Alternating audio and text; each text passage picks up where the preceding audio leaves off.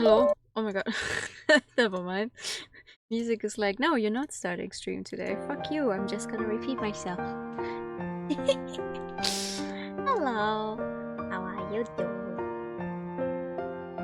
We just gotta skip the 6th to 7th. In the future. See, the good thing is it's only going to happen like once. Yeah, there was a big update to the bot, so I have the. I feel like, unfortunately, what might be the case is just that a bunch of stuff is not gonna work. Yeah, of course, a bunch of stuff is just not gonna work.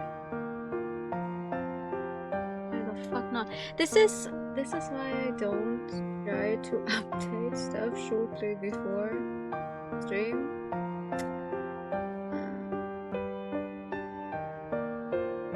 You adored the demo for this. I have not actually played the demo. Funnily enough, I rarely ever play. Let me check. I rarely ever play the demos for any of the Elan games, but not because I don't like them. Thank God, I wouldn't be here otherwise. But because I don't want to be spoiled and stuff for when I finally get around to actually playing it. Why are you not working?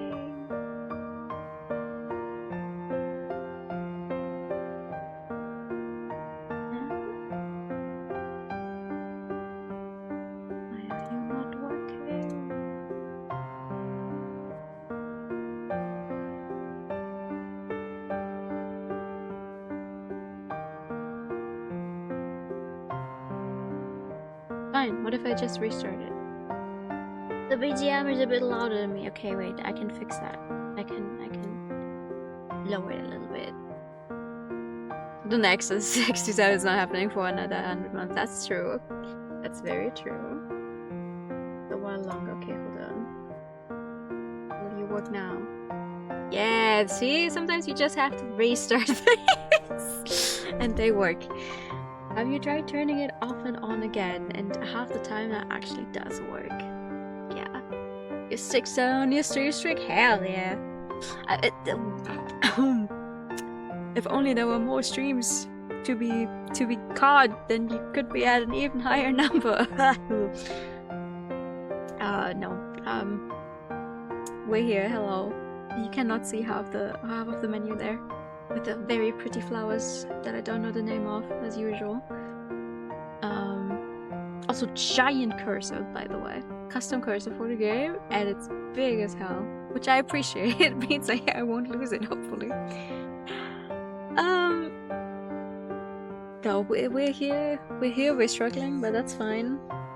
As you can see from the title, Save Me Lesbians. I hope they save me.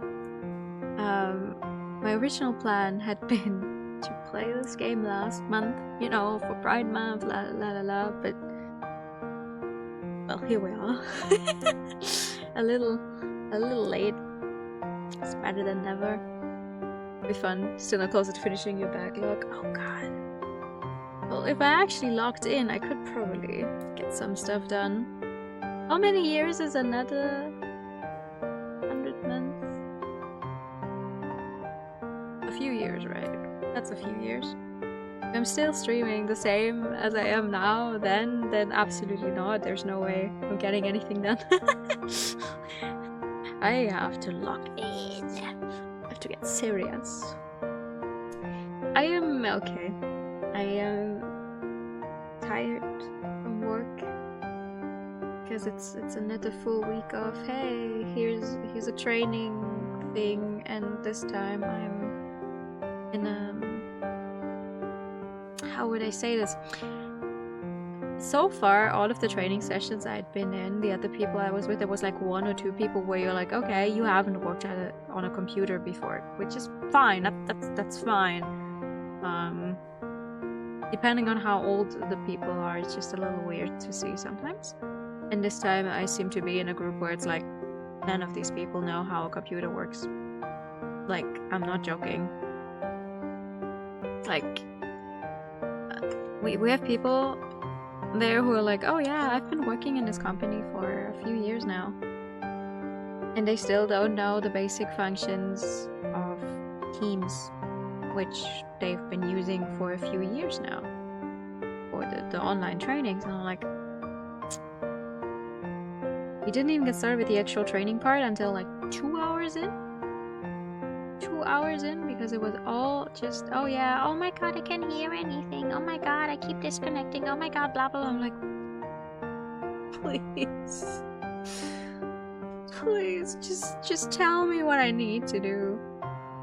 Just tell me what I need to do and let me go, and this is gonna continue for the remainder of the week. So I'm like, I need something to pick me up. How's this? Because I feel like that is too quiet, but you tell me. My 10-year streaming anniversary, right? And that's true. That would be crazy. Well, I guess we'll see. We'll see how that's gonna go. As young people knows. Yeah.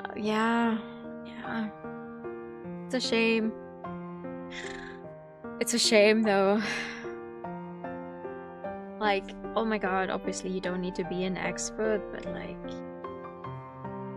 I really wish they would make it a mandatory thing to have like some kind of Teams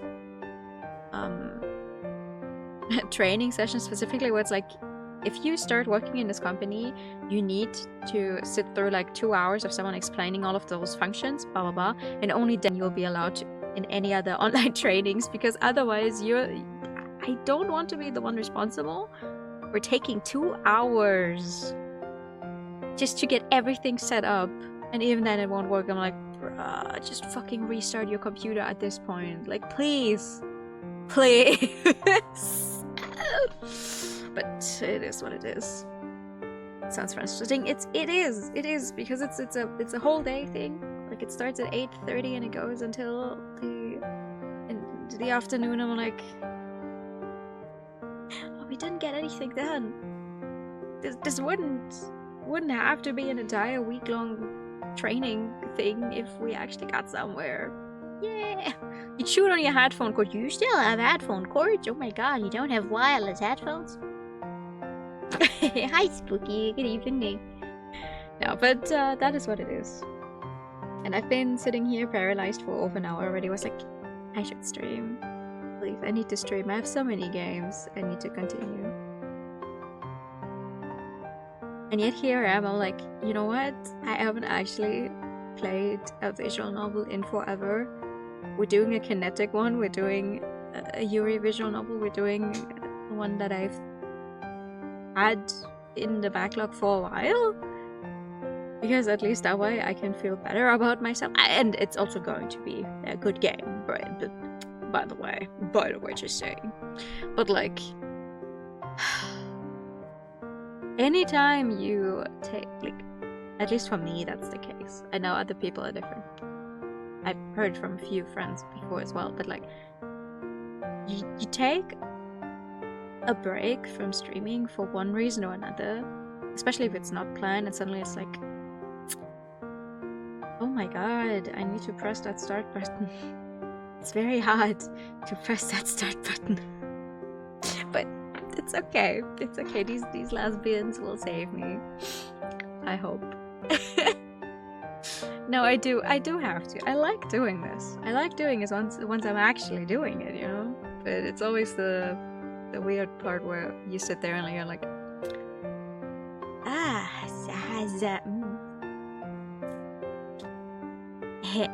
I was supposed to be in a collab on Saturday as well, which I just completely forgot about and ignored, and then I was like, oh that's kind of and I still haven't said sorry to the people involved, and I feel very bad about it. No, I forgot. I feel very bad about that. So, lesbians, save me. Save me, lesbians. I am doing my job as a bellflower. Yes, our home by Keeper is still the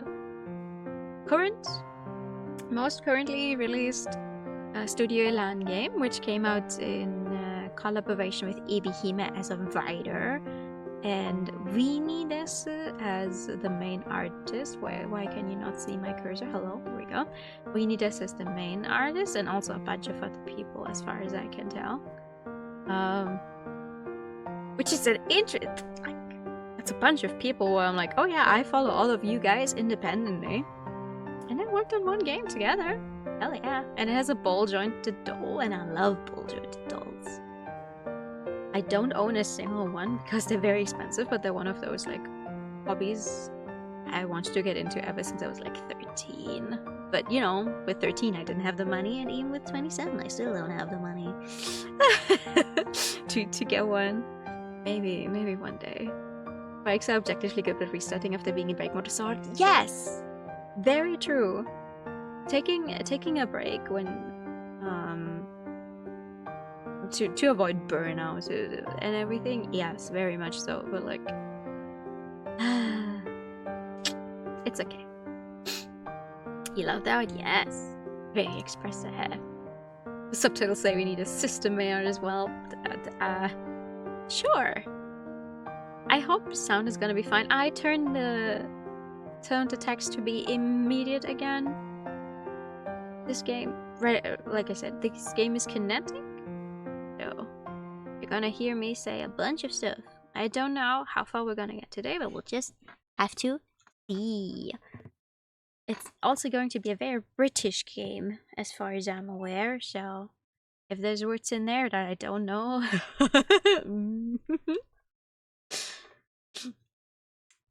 Oh, I am in perpetual burnout. I don't know. I don't know how it feels to not be, I won't lie. But that's okay. British, yes. Alright, I should take care of that. I finished screwing the last leg into my desk and take a step back to admire the fruits of my labor. This is the same desk I've been using in my London apartment for the last 6 years. I bought it during a sale, and though it was cheap, it's pretty sturdy. It served me well during my writing sessions, most of which lasted long into the night. The top of the desk is ringed with dark marks from innumerable cups of tea, a mite of an addiction, which suddenly refused to shift no matter how I scrubbed them. Wishing me the best DQ. We out here. Well, Spooky, you know, maybe we need to find another healthy codependent yaoi game to play together. maybe that'll fix me. I've been thinking of getting a new desk for a while, but I can't bring myself to do it. This font is doing things to my brain. Like, it looks cool. I like it, but it's also... We'll have to see. I know a new desk is nowhere near as large an investment as a new house, but I have a lot of fond memories of this desk. It's been a steadfast companion to me throughout the years, more reliable than any ex-partner, apart from Niam, maybe. I can't abandon this desk for a new shiny model. That wouldn't feel right. No one we've been through so much together. It really is a keeper! A keeper! See, a keeper already. 2 minutes into a game, a keeper!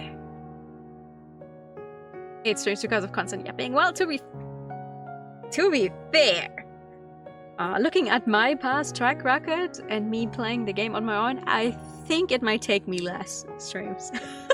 Just not that it's a rush or anything. It's not a race, but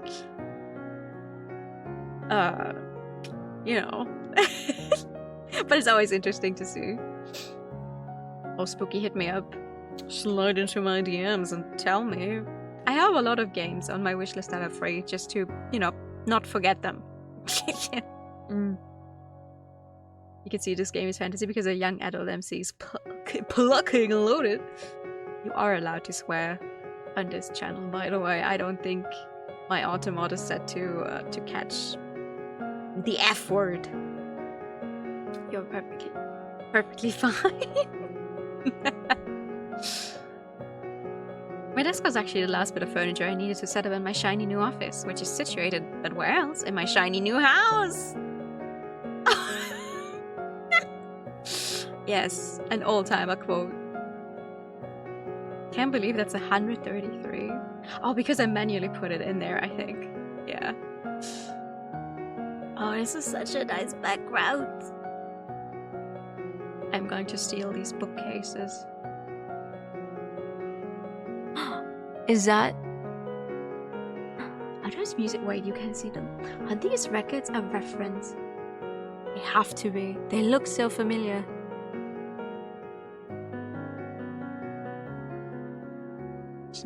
Snowfall. This one says Snowfall, I think.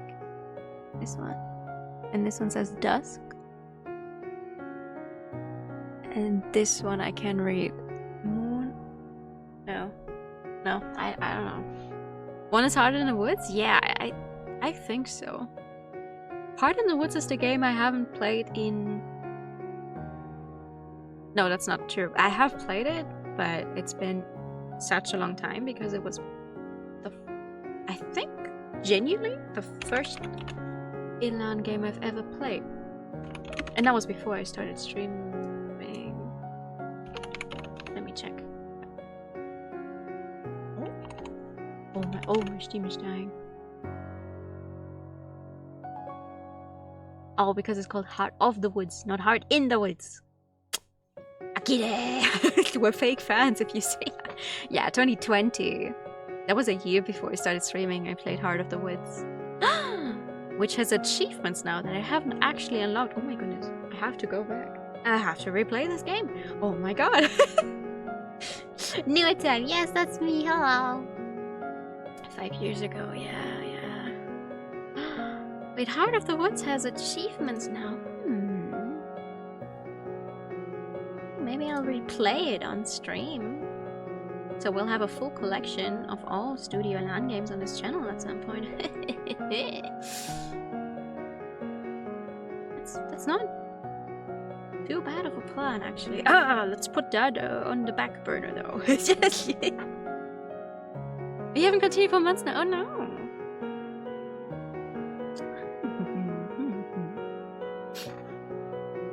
Oh man, I wish I had a house. A house where you could use one room just as an office. Hell yeah. I think after all of that work, my office is looking pretty nice. My desk is scuffed up, and the summery sunshine which spills in through the large window behind it exposes every single imperfection. Oh, it's summer? Perfect timing. It doesn't detract from the quiet dignity of my new office, though. The artfully arranged bookcases and the newly installed shelves full of memorabilia. Memorabilia. A few landscape paintings are arranged on the walls, bought from an antique store in Camden, and the bulb hanging from the ceiling has been covered in an only slightly natty rose-pink lampshade. What does natty mean in this context? Natty. No, I'm not talking about a Thai singer. I'm talking about the word natty. Natty. The meaning of natty is trimly, neat, and tidy.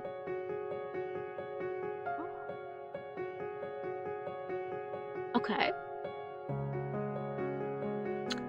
I'll put that down for words I haven't heard of before.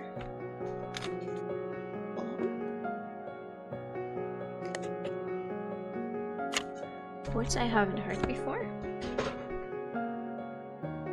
That's a good idea.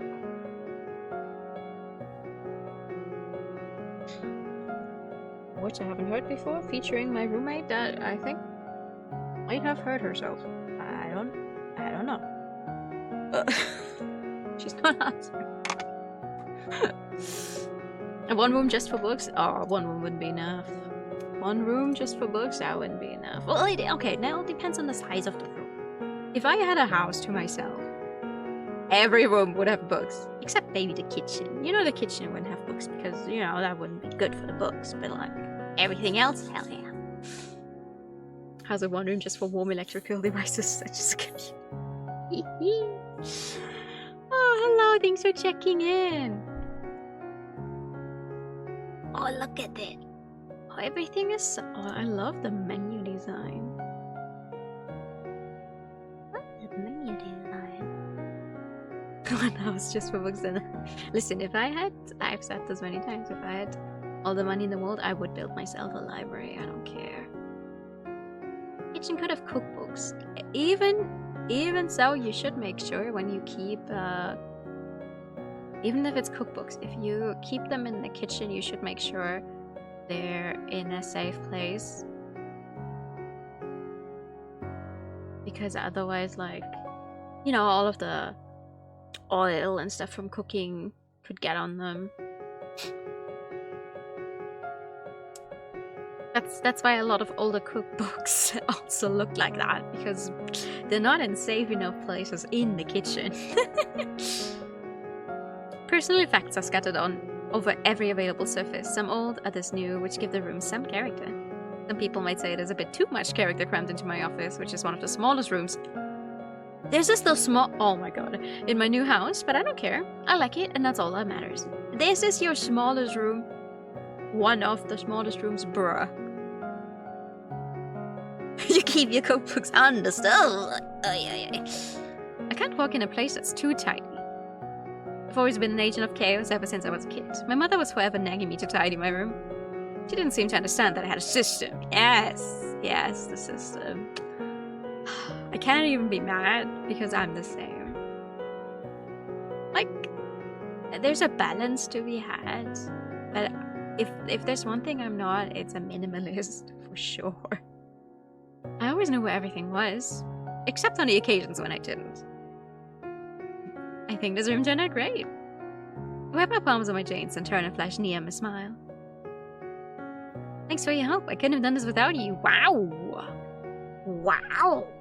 Wait, oh, no.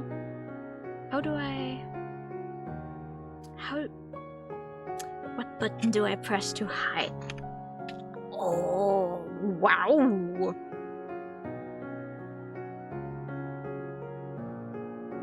God damn. I hope that's how you pronounce the name, by the way. You flatter me. Wow!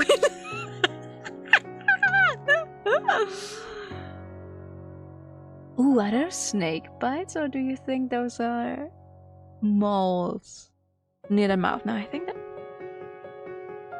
I know they're very strategically placed moles, or they're snake bites.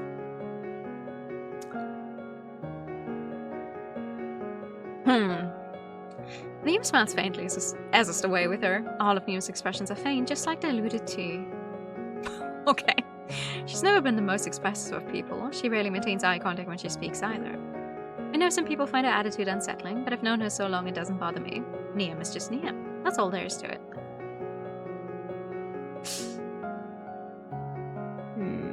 Well, considering this is a mole, I guess they're just two very strategic. Why can I not say this? Strategically placed moles. Hello. Oh, tattoo! You're right. Oh, you're right. You can barely make out the beginnings of a flower tattoo of some kind. Very nice. Very nice. I also love the thick eyebrows. Banger character design. Congrats on the stream sheet, thank you. You're an independent woman. I'm sure you could have managed it. I'm sure I could, but it would have taken a lot longer. 2 pairs of hands are better than 1. That's true. I will concur with you on that score, even if my hands are unsuited for lugging heavy furniture around. Oh, fair. I've always been better at delicate tasks. Yeah, I know. Sorry to put you out of your comfort zone. I like that everyone has a different flower, grass. I only wish I knew whichever these were. It is alright, I'm always happy to help. Just say the word and I'll come running. You're so cute, you're too sweet. The voices are not too different, I'm sorry. I'm out of practice. I grinned at Niam, overcome by a sudden rush of love for her. Love? I've been feeling a bit guilty actually, having her cart furniture around for me all day, but she's not gotten snippy about it. She makes it incredibly easy for me to rely on her. I have other friends I could have asked to lend a hand with my move back in London, but I know they all have their hands full. Christina's 2 sons who need constant attention, and Sadie's been having a pretty tough time with her husband, and Allison's been working nights lately, which has flipped her sleep schedule upside down. I think any of them would have helped me if I'd called, but they would have done it begrudgingly, out of a sense of obligation. Well, are they not your friends? Niam's the only person I know who, when she says I'm always happy to help, means it. At least you finished the hard part now, even if it did take a bit of doing. Do you want to come down to the kitchen here? I can brew you a cup of tea, and I've got some biscuits too. You deserve a break. Oh my god, this game is so British. Liam looks at the clock newly mounted on the wall of my office. The moving van got here a little after 11, and now it's 5:30. It's still light outside, but the sun will probably start setting soon. I should be making my way back home, actually. The journey will take a couple of hours. I don't want to leave things too late. Fair enough. I wouldn't want to navigate these countryside roads at night either. I had a hard enough time getting here this morning when it was light and bright and sunny. Eltnam might be situated in an aesthetically pleasing part of the country, but the roads are a nightmare. They're all one way, all bumpy and ill-maintained, with more bends than a game of snakes and ladders. Character doesn't care much about their own look. Oh no, I love thick eyebrows. I love thick eyebrows, which is funny. Like, when I initially watched K-On! many years ago, I didn't like Tsumuki. Was that her name? The blonde one. Too much. For some reason, like, I don't know. And the older I get, the more I love her. It's so funny. Like, I've come from being like, okay, I don't know, she's like somewhere in the middle. Like, she's not my favorite, but also not my... I don't hate any of them, but like, not my favorite character or whatever. But the older I get, I'm like, yeah. She was fun. Are you going then? I really should. But I'm afraid it might be a while when I next have a chance to speak to you. You won't be in London anymore, so I suppose I can stay for just one cup. It shouldn't take too long, provided we don't start reminiscing. Aha! I go awful for that page. Sorry, I just can't help it. It's fun talking about the good old days. The good old days! Grab my newest favorite character. Yes! She's fun. Oh my god, I want to go to this burger chain and order fries with a smile. Like, okay. You go, girl. Seeing the strawberry for cake. Oh yes. That was... I would have been just like Mio, I would have cried. If someone stole the strawberry off of my strawberry cake, I would have cried. If you're talking about the Sundance secondary era, then I'd have to counter that those were not the good old days, not in the slightest. The what? They were very bad old days, actually. I'm glad to be done with them. Come on, did you really hate secondary school that much? Oh, okay. Wait, which... secondary school? Which one's that? High school? Middle school? Yes, I did. You get strawberry cake with lots of strawberries. Yes. I'm actually more of a strawberry... I guess tart? Strawberry tart? Enjoyer? Than a shortcake. Because I'm not the biggest fan of the cream that is on shortcake, you know? You're strawberry. The middle in it? I don't know, I'm asking. No, listen, I can't have cream. My stomach cannot handle the cream. I like a strawberry tart more. More strawberry. More strawberry. You can even keep the cake part. Just give me the strawberry. What? Really? Even though I was there? I suppose that was a saving grace. Every cloud has a silver lining. You're blushing. Then I'm glad to be your lining. Beauty. It's not the lactose. I'm not lacking toes. I have all functioning toes. All 10 functioning toes, but something. There's something in there. Nima and I chatted amicably. Oh my god.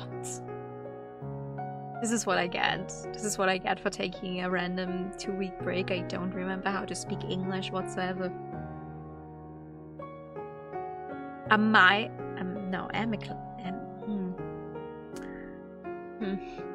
As we leave my new office, they have a good time. God. I close the door behind me, shutting away my old desk and my new pot plants and my old books in the new cases, and head downstairs. Liam pauses in the hallway by the front door, then says, "Ah, yes, I have something I want to give you." You do? I frown. This is the first time Liam's mentioned any present. I wonder what it could be. Maybe it's something practical, like a new set of kitchenware that make for a decent housewarming gift. I'm flattered by her thoughtfulness, but I'm also faintly embarrassed. A kiss? Wait. You really didn't have to get me anything, you know? I thought I told you that over the phone.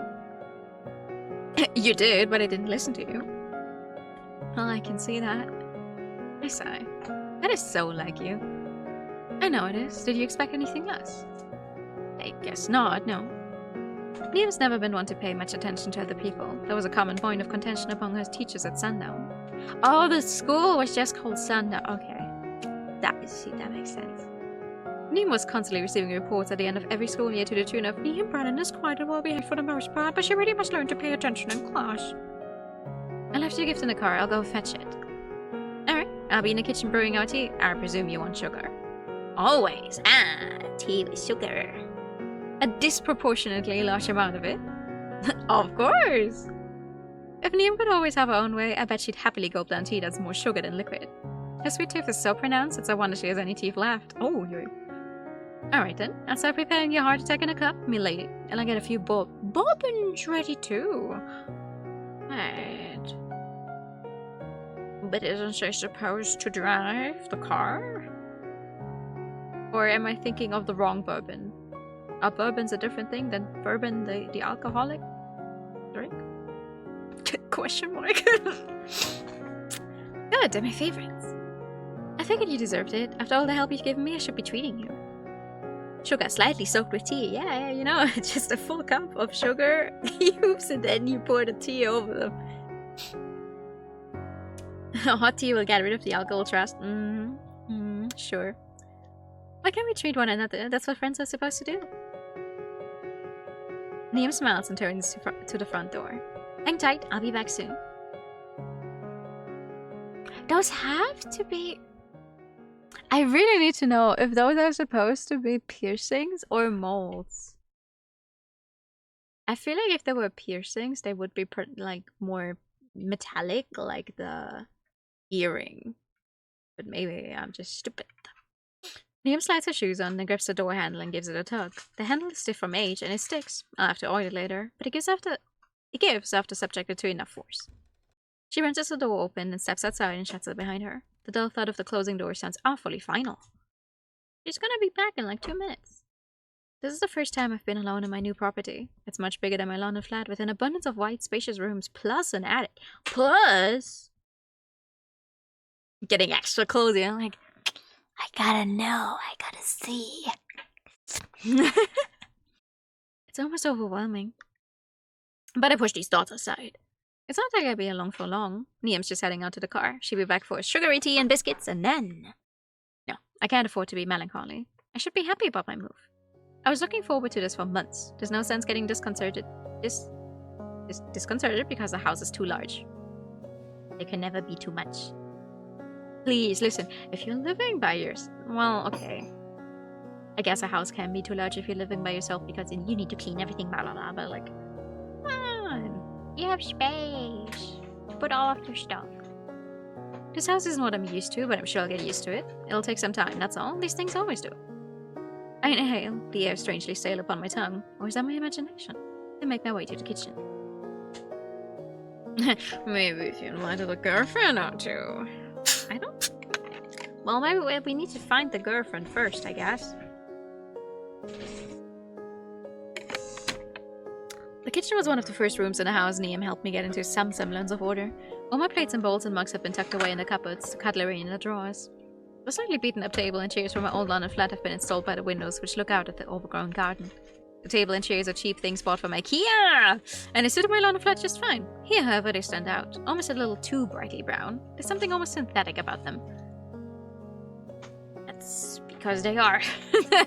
Oh, I can always get a new kitchen table and some new chairs if I have to. It's not like I have any real attachment to them.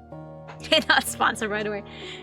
But that's the smartest thing you could do. When you move, just, you know, take stuff you already have.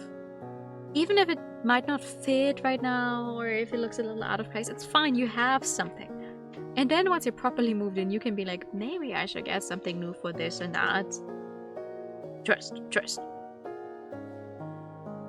And then you don't do that for years and years, and then you're still stuck with the same set of chairs that you wanted to throw out 5 years ago, and you're like, oh well. Nostalgia made it impossible for me to even think about throwing away my writing desk, but I don't have any fond feelings for this cheap old table. I only use this to eat meals, and that was a pretty rare occasion. During the height of my Christobel induced frenzy, I took most of my meals at my writing desk. I tapped new chapters of Christobel. Christobel's adventures into life dutifully, between sips of herbal tea and mouthful of lukewarm pasta. Food might be a necessity, but I have an unfortunate habit of forgetting about it when I get too ensconced in my work. My poor brain. It's unfortunate, but I haven't been that invested in my work since I finished up the third and final volume of the Christobel series more than a year ago. I've been hoping to hit upon some new vein of inspiration, but I sighed and turned my attention to the task at hand. Tea. I'm supposed to be brewing tea. I promised Liam. I filled the kettle with water and set it to boil, then I retrieved the mugs. I'm in the middle of fishing through the cupboard, searching for the tea bags. Where did I put them anyway? When? Oh? I see. Or I think I...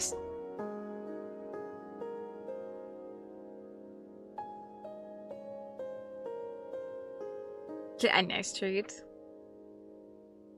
I should. Maybe later. I see, or I think I see at least, a flash of movement somewhere out in the garden. What could it have been? An animal, maybe? Eltnam is located in the middle of the countryside. It wouldn't be all that surprising if my garden was full of squirrels and rabbits. Squirrels lived in a large oak tree outside my London apartment too. I used to see them scampering across the pavement when I went outside. Inside. Sometimes they padded across the roof at night and the footsteps would filter down through the ceiling of my room. They woke me up on more than one occasion. Oh, I had that not with squirrels, but with, pigeons. In the flat I lived before. You know, like two how many years ago now? Well, a few years ago. I was the last apartment, and then on top there was some kind of smaller terrace thing, basically, and for some reason the pigeons really like to get under those floorboards, so they were in between the terrace and my ceiling. So you lie there in the middle of the night and suddenly you yeah,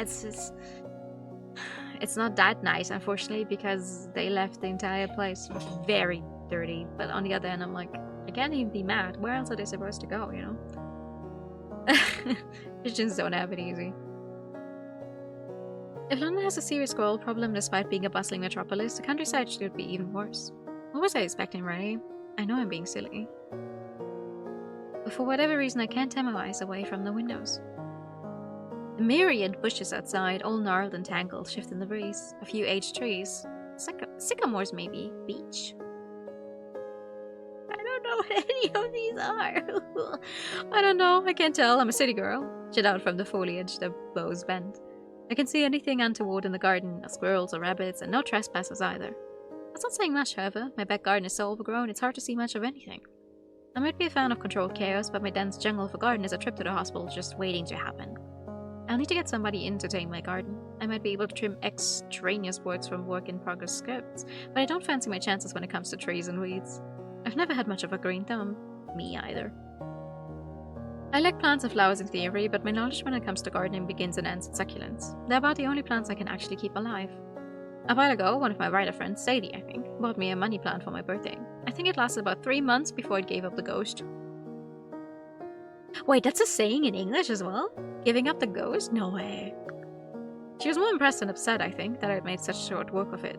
Apparently, money plants are meant to be pretty hardy. They can live for decades, you know, Sadie told me when I told her about her present's unfortunate demise. What did you do to it? Don't tell me you've been watering it with hydrochloric acid. It does sound weird in English. It sounds like one of those things, like, the English teacher would tell you, be like, oh, you know, you might think you could just directly translate this saying, but it doesn't exist that way in another language, but it seems to exist. That's nice. Like, unlike something like in German, you would say you're as hungry as a bear. Meanwhile, in English, you'd say you're so hungry you could eat a horse. That kind of thing. Like, both mean the same thing. In how you would use them, but obviously they talk about different animals, which is interesting. Not the yellow egg. No, it's not. I didn't go that far, of course. The real issue, I think, is that I didn't water it at all. It slipped my mind. How am I supposed to look after a houseplant when I often forget to feed and water myself? Lady told me that money plants are good omens. She said that if I'd taken care of it, it would have taken care of me. Don't blame me if your bank balance takes a sudden hit, she warned me, as though my imminent financial ruin was forthcoming. The joke's on her, really, because my fortune's expanded to an unbelievable degree after I tossed that poor plant out. Oh? But that's besides the point. I continue to stare out into my wilderness of a garden, but I still can't see anything. Maybe I'm being paranoid. It's not like I saw anything unusual out in the garden. At this point, I'm not sure if I saw anything at all. Why then am I still staring? I want to turn my gaze away from the garden, but I can't. It feels like I've been hypnotized. The undergrowth shifts before my eyes, green and brown and earthy. The sunlight is bright, but it won't last. The sun will set soon. Hi, Zen! Good afternoon!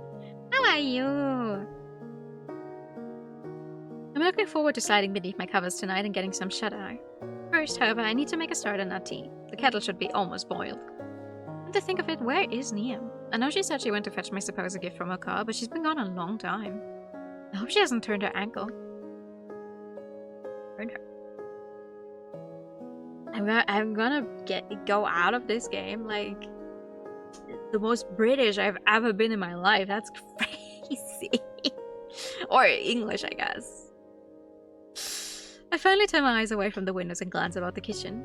Steam is pouring from the spout of the kettle. The water inside is bubbling like the contents of a witch's cauldron, but the switch is still pushed down.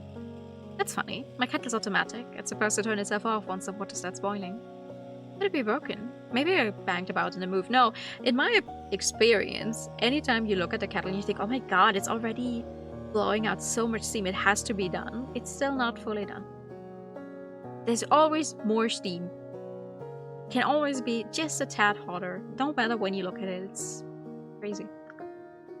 I hasten over to the kettle, then turn it off manually. The angry water inside begins to settle, though thick steam continues to unspool from the spout. I fill my ceramic teapot with loose leaves. After some consideration, I decide to go for cardamom and pour the boiling water into the pot. Then I let the leaves steep. I'm busy searching for my biscuits, opening cupboard after cupboard. Not this one either. Seriously, where are they? When the door opens. Did I splurge during this? Well, I did not spend money. Let's yeah. Let's say it like that.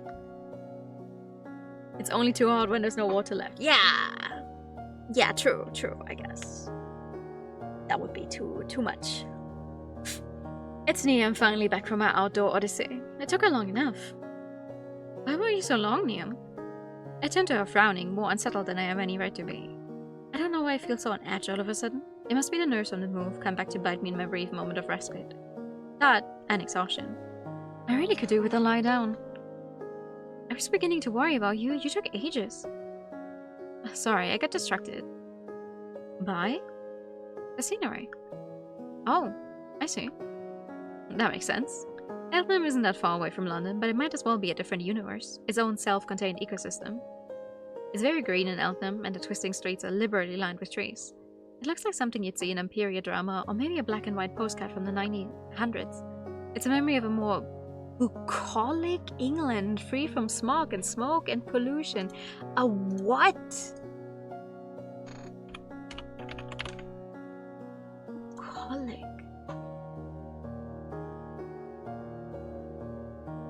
Relating to a typical of rural life, idyllic. No, wait, what? Bucolic. Bucolic. I didn't close the dictionary from the last one. No, I still have it open. Bucolic. Okay, oh my god. Bucolic. Alright, on the list, there it goes. It was Edna's quietude coupled with his almost intense beauty which won me over. I knew when first I came here that I had to stay. It stole my heart. Maybe it's in something similar to Niam, not that she can uproot as easily as I can. She has her studio to think of, and her dolls. Oh, so she's a doll maker! Speaking of which, you brought one of your dolls with you? Niam nods.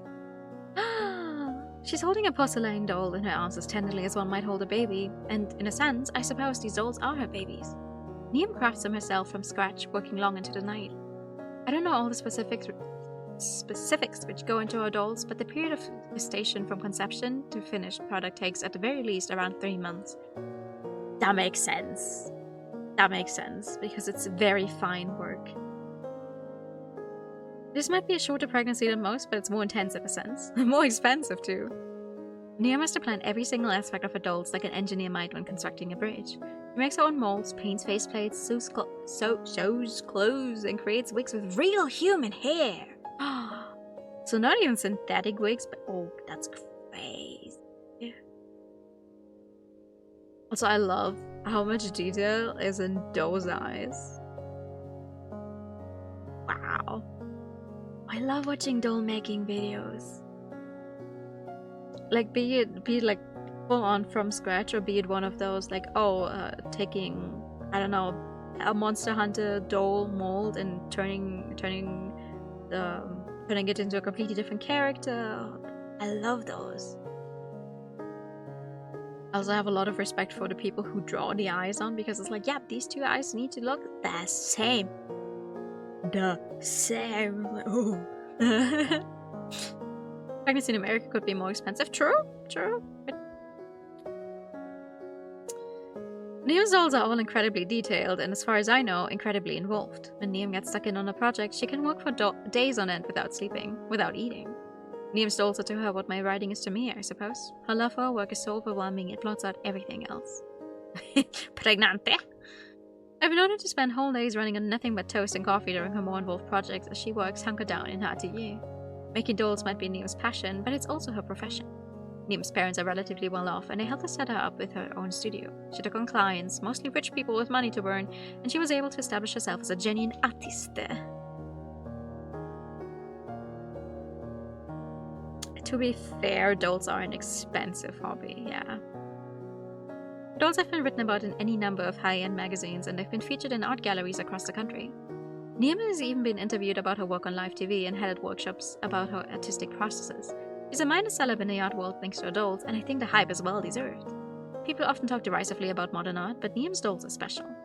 The year back in London is crammed full of half-finished projects, dolls' eyes in jars, and dolls' heads resting on shelves like ingredients prepared for a cannibal's feast. Hello!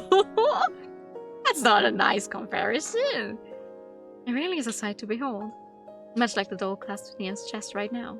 The doll is wearing a white blouse and a ruffled skirt which stops past the ball-jointed knees, perfect for any well-to-do young lady, and her tiny feet are encased in black leather shoes. Real leather, knowing Niamh's attention to detail, with silver buckles. A spoiler, by the way! Did you know this is actually a horror game? She is, in a word, adorable. I've not seen this doll before, not in the pages of a glossy magazine or on the cramped shelves of Niamh's atelier. It must be a new piece. I love the outfit. Here. And Niamh hands me the doll. This is for you. Yeah. Okay, yes. Yes. These are snake bites. These are snake bites, absolutely. Thank you for clearing that up for me. What? I guess I should have seen this development coming. Niamh did say she was going to get me a present, but I still blink. I scan the unblemished face of Niamh's doll. The doll's eyes are framed with a sweep of dramatically long lashes, and her lips are curved into a small smile. Yeah! They do have certain similarities, I won't lie. The doll's face has been sculpted in such detail she looks almost real. Her irises in particular are so vivid I wouldn't be surprised if she really was alive. Niamh has made many gorgeous dolls in her time, but I think this might be one of the best. How much would a custom doll like this even cost anyway? Don't think about that. Do not. Any number you can imagine is probably too low. The materials to make these dolls are highly expensive, but the costs are easily offset by the sheer amount Niamh's wealthier patrons are willing to pay. This must cost thousands, tens of thousands maybe. This doll is unique, one of a kind, created by Niamh Brannan herself. And now she's handing her to me in my brand new kitchen without asking for so much as a down payment. And I really accept such a valuable gift. Are you sure you want me to have this, Niamh? Niamh nods. It would be a waste if you didn't accept it. I did make this doll for you. For me? Do you see anyone else here? Liam nods again. I modeled her after you. Your aesthetic preferences. She should be to your tastes. I would like to think I know you well enough after all these years to know what you like. Niam's got me there. I've always been a fan of dark hair like this and blunt cut fringes. This is how Niam herself wears her own hair. She has for years since we wore sundown together. Do we perhaps have a type? He wasn't big on change. The doll's clothes are also to my taste. Ostentatiously Victorian. I would never wear such cumbersome dresses myself. And wear dresses at all, actually. But I've always loved poring over illustrations in old children's books. Alice in Wonderland in particular. Who doesn't love frilly skirts? So true! So true! As a children's novelist and a fantasy novelist at that, I feel like I have some kind of obligation to go wild over Alice and her adventures in Wonderland. I have never actually read Alice in Wonderland. That's my secret of today. But nice, yeah, I get that. The aesthetics of it are very appealing. I guess you're right. You really do know me too well. This doll is totally adorable. Isn't she just? A rare smile captures Niam's lips. Her expression isn't so very dissimilar from that of her dolls. I made her for you to make you happy. You shouldn't be able to resist her charms. Please take her. She can keep you company. You really made her for me? Really? Why wouldn't I? It must have been awfully expensive, not to mention time-consuming. It's fine. I had fun making it, so it doesn't matter. But what about the price of the materials? I should at least reimburse you. Well, it is... it is a gift. You don't have to do that. You didn't commission this doll. I made her for you to make you happy. I would be very pleased if you would accept her. Seeing you smile is all the payment I require. Oh!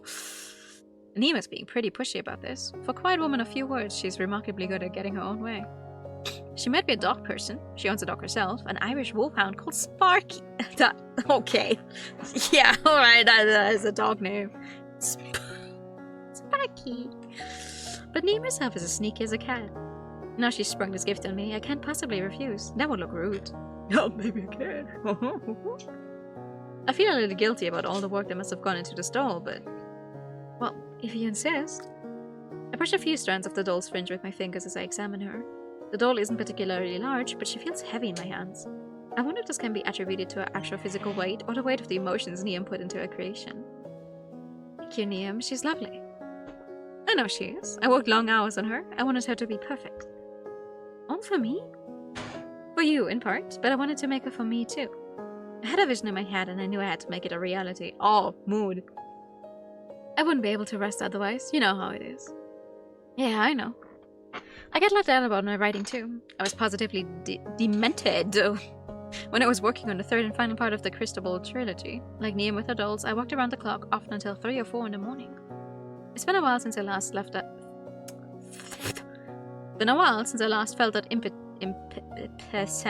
I give up. Impetus to create. Since the publication of my last novel, I've been stagnating. Impetus? Really? It sounded wrong in my head. Okay. I wonder if the dedication Niam put into the crafting of this doll is catching. I do hope so. I could use some inspiration right now. I really can't thank you enough. You didn't have to get me such a nice present. I know I didn't. That isn't the point. I wanted to. It's just a small token of my appreciation. You're downplaying yourself. There's no way this is small. Art galleries across the country, heck, across the whole world would kill to get their hands on something like this. They can try, but it won't work. Nobody will be able to hurt you. Not now that you have this doll.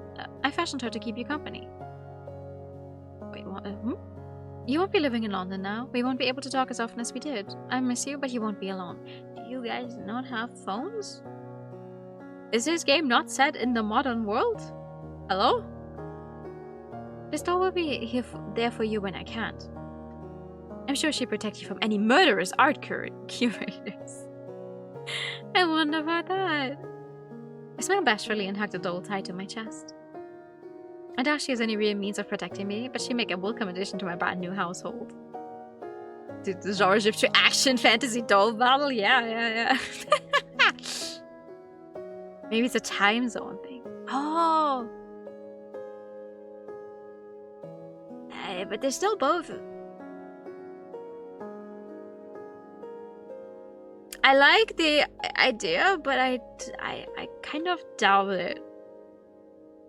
Whenever I look to her, I'm sure I'll think of Niam. Oh, for sure, yeah. Oh, they definitely have similarities to them. Niam and I will be further apart than we've ever been in almost 2 decades, but this doll will ensure she'll always be at the forefront of my mind. Was that why Niam made me this doll? Was she afraid after my move that I would forget about her? That's not likely. I could never forget about Niam. I spent too much of my life by her side, first as a friend, then as something more. But you're not together anymore. Ah, our relationship didn't quite work out and we called things off after we'd both graduated from university, but our friendship remained unscathed. In fact, we're even closer now than we were before. I would never want to stop talking to Niam, and I don't think I'll ever not appreciate her. She means too much to me. I hope she knows that. Well, I stole down gently on the kitchen table, not wanting to rumple her luxurious clothes, then glanced back at Niam. My face is still flushed, but I do my best to swallow my embarrassment. I'm too old to be turning red at the drop of a hat. I'm not a teenager anymore. Do you want to have some tea? I've already bought the kettle. It seems a woefully inadequate offer after receiving such a wonderful gift, but Niam doesn't look at all put out. I think that sounds lovely. Some tea, milady. I finish preparing the tea, and as I do, I smile to myself. Whether in London or in Eltham, there's nothing I enjoy more than spending time with Niam. She's been a constant in my life ever since we were little kids. We're best friends, even if I'm too old now to use such a childish term, and that will never change. Oh, I don't think you're ever too old for such a term. Also, a friendship that has been going through so much and is still ongoing is very, very nice. I love that for them. Also, hold on. I just got an achievement for something. What did I get an achievement for? The story begins! Alright, the story begins. Niam and I talked for a while over our tea, exchanging idle conversation about nothing in particular. We reminisce over our time spent in secondary school, then our move to London, though we forgo a deep dive into the years when we lived together and we thought that we were in love. It's been several years since we separated, but it's still a bit of a sore subject. I don't regret how our relationship ended, but nights we spent together in bed and the sleepy mornings spent hugging one another don't bear contemplating. It's not that I miss doing these things with Niam in particular. I miss doing them with anybody, full stop. It's been a while since my last serious relationship. Talking about my love life or lack of is a surefire way to make me mopey. Niam knows this. She knows me better than anybody, apart from perhaps my agent Francis. And she's very respectful of my feelings. She might appear cool and unfeeling, but she's actually very thoughtful. I only meant to keep Niam for a little while, but 1 cup of tea turns into 2, then 3! We chatted together like starlings on a telephone wire while the second hand inches around the circular clock face mounted on the kitchen wall. It's only when the kitchen turns orange-yellow from the setting sun that Niam relents. She pushes her 3rd cup of tea to one side, only half drunk but already lukewarm, and stands. Stretching, she looks at me and says, "I should probably be on my way now, it's getting late." "Oh, right, I'm sorry to keep you." "It's okay. I like talking to you. You don't need to apologize. I wouldn't spend so much time with you if I didn't want to." I don't doubt Niam there. Other people might be content to spout platitudes to plaster up hurt feelings, but Niam doesn't. She always does exactly what she wants, nothing more and nothing less. I don't know if I care to tackle these roads at night. They're hazardous. Yeah, I can imagine. I guess I've got all that to look forward to myself whenever I want to go to the supermarket. Oh. Now playing reminisce. I rise to my feet myself and escort Niam to the front door. I stand there, a few paces apart from her, as she slides on her black boots, which stop just below the swell of her knee. Niam's boots have high heels, which aren't the most practical for driving. They're looped across with silver buckles, and they give off a very gothic vibe. Yeah? You didn't think the rest of her outfit already gave off that vibe? Just the shoes? Just the shoes?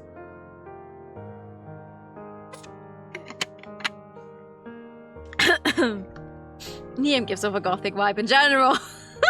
What with her dark hair and dark makeup, she almost always wears black too, which further adds to the vibe. Back in secondary school, when her makeup was even more extreme, she used to get teased about being a devil worshipper. I don't think Niam was formed any contract with the devil myself, though. If she has, she hasn't told me, and we tell one another almost anything. Niam's just an individual. There's nothing satanic about her. The dolls are so realistically rendered, however, I do sometimes wonder. But none of them have come to life just yet. Yeah, just yet. I've been loving Grufti. Grufti actually is such a fun word. I like it. I mean, people use it in a derogatory way, but I always thought it was a very fun way to describe someone wearing like emo and gothic clothing. I think it's a fun word. I think I might feel differently about Niam's supposed satanic powers if that should ever happen. Yeah, gee, I wonder. Careful, alright? I don't want you getting into an accident. Oh, you know me, I'm always careful. In fact, Niam looks about the entrance hall. Then she frowns. I think that you're the one who should be careful, Paige. But come again? I blinked, newly curious. What is she talking about? I'm starting to wonder whether Niam might know something I don't. She didn't happen to stumble across a passing serial killer when she was retrieving my gift from her car, did she? This village is very isolated and you live here on your own. If anything were to happen to you, I worried you have nobody to take care of you. Look after yourself, alright? We don't need a repeat of the waffle iron incident? Uh-oh. Oh, right. So that's what she means. Don't worry, I haven't owned a waffle iron since university. I'm not going to set anything else on fire, I promise. I'm going for levity in an attempt to lighten the mood, but I'm not sure how successful it is. Niam doesn't smile. Not very successful. She fixes me with a serious look, her heavily made-up eyes half-lidded, and says, I hope you're right, Paige. I know you're a grown adult, but I still worry about you sometimes. That's fair. That's fair. In Niam's absence, the house feels even bigger and emptier than ever before. I can feel it expanding about me, almost like a pair of lungs. It's unsettling. But I try to tell myself as I watch the tea-stained cups and crumb-spotted plates in the sink I'm being silly. I should be happy about my move and my change in circumstances, and I am. I'm happy that Christabel was such a success, and I'm happy it lent me the means to move out of my too small London apartment. It's a nice feeling, achieving financial stability through nothing but my own writing, and proving my father wrong feels even better. Hell yeah! I still recall how my father reacted when, more than 10 years ago, I sat with him at the breakfast table and tentatively voiced my desire to become a writer. A writer, he said, his voice scathing. That's what you want, are you sure? It's not the most stable of careers, you know. Motherfucker, you know... I really don't understand the obsession with, oh my god, it's not the most stable of careers, yeah? But for some reason, there's always some people out there who have these non-stable careers and they have way more fun in their life than a lot of people stuck in a stable, I don't know, office job or whatever. I say. Also, having a stable office job right now. Which I am lucky to have. Right now, but still. You know. At the cost of my mental health, I have a job, yeah. It was obvious to me, even when I was a student, that my father thought my dreams were ridiculous. On his tongue, the word writer sounded like venom. I felt so small then, cut up beneath my father's judging stare, I had to avert my eyes. I know my father remembers what he said. To him, it was just another Monday morning, but to me, it was crushing. He didn't outright ridicule my dreams, but he didn't need to. My father's always had the uncomfortable knack of communicating sermons in half sentences. His disapproval was palpable. I think he would have been less notably disappointed if I'd announced my intention to run away from home and join the circus. Clearly, he thought my dream occupation was unsustainable. He was wrong. I'm an adult now. 28! Oh my goodness. Hello? I'm turning 28 in less than... Wait, hold on. How many weeks? Two weeks? 1, 2, 3. Sorry, 3 weeks. It's interesting timing. Interesting timing. And I have several published novels under my belt. The Christabel series was an especial success, to such a degree even my father was forced to swallow his words. He congratulated me when Cristobal took off. He told me he'd never been prouder. He said he knew it always had it in me, that I'd always been so imaginative, that it was good I'd stuck to my guns. I knew you could do it, he told me, his voice a hum over his landline. My dad's a relic of the past who regards his inability to use a mobile as a badge of pride. I'll modulate it by static. What a stubborn lot. We keep on going no matter how much flack we receive. You must have inherited that from my side of the family. Oh, yeah, sure. My father never once apologized during his congratulations for the many disparaging remarks he made towards my aspirations as a sensitive teenager. He never mentioned that the majority of the flack I had to endure came from him either. Not that I'm surprised. He'd never liked being proven wrong. He's never liked being proven wrong, but I still did it. I was able to achieve my dream, and now I have a healthy bank account and a lovely new house to show for it. Damn! Leave some for the rest of us! Please! I like a healthy bank account. Maybe I need to turn 28 first. Maybe that's a secret. I've been looking forward to my move for months. I've been counting the days down since the start of the new year, and finally I'm here. I'm standing in my new kitchen, which is much larger than my old kitchen, washing the cups on a plate Niam and I used, safe in the knowledge that it all belongs to me. Yeah, my bank account is, very sick. It's running on empty. Coughing up my last few cents. Get well soon, thank you. My name is signed as a contract and the mortgage will be going out of my bank account. It's a big accomplishment buying a house. I'm closer to 30 than I am 20, but this might be the first time I felt like a proper adult. There's absolutely no reason for me to fear morose, and yet... I wipe my mug with a dish rag over and over, though it must be clean at this point, and look out at the bay windows. The sun has already set and it's dark outside. The garden has been dyed dark indigo. The tall grass and the tangled hedgerows turn to shadows and silhouettes. It reminds me of a scene from the second Cristobal novel, The Forest of Memories, all overgrown, with insects made from glass flat in the still, staid air. It was a warm day, but the setting of the sun had ushered in uncomfortably cool weather. What the fuck? It's stayed. What's that in German? Marked by subtle setting is often printed as silver. Ah, okay. About where the demo ended? Yeah, a little into the first chapter, I'm imagining, right? Your such is beginning to ripple on my arms and I shiver. For whatever reason, I can't tear my gaze away from the garden. The water continues to run from the hot water tap, striking against the basin insistently, but I hear it only vaguely, as though from a TV set in another room. In Niam's absence, my mind turns once more to what I saw, or what I thought I saw, roaming about in the garden earlier. It gave me quite a start, but surely it's nothing. It must have been an animal, that, or the wind. I should forget it, but I can't. Shadows stretch themselves out across the room, unfurling long fingers. The temperature seems to drop a few more degrees and I tremble. I swear it feels like there's something out there, beyond the large windows, hiding in the undergrowth. I can see there's something, but I'm positive that it can see me. Even now, it's staring. It's watching and waiting, biding its time. Did you lock your front door, by the way?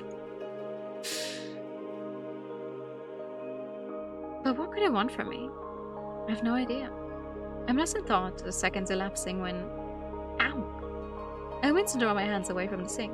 My fingers feel clumsy, and I fumble with the cup, dropping it into the basin with a splash. The cup doesn't shatter, thank goodness, but that's a small comfort. My hands are stinging. I feel like I've just plunged them into a thicket of thorns. I hold my palms up for inspection, and soon discover they're bright red. I must have left them under the hot water for too long. I don't remember turning the hot water tap up quite that high, but maybe there's something funny with the plumbing. This place is older than my own, so of course it would have a few quirks. That's what I get for spacing out. You need to get it together. What's your problem, Paige?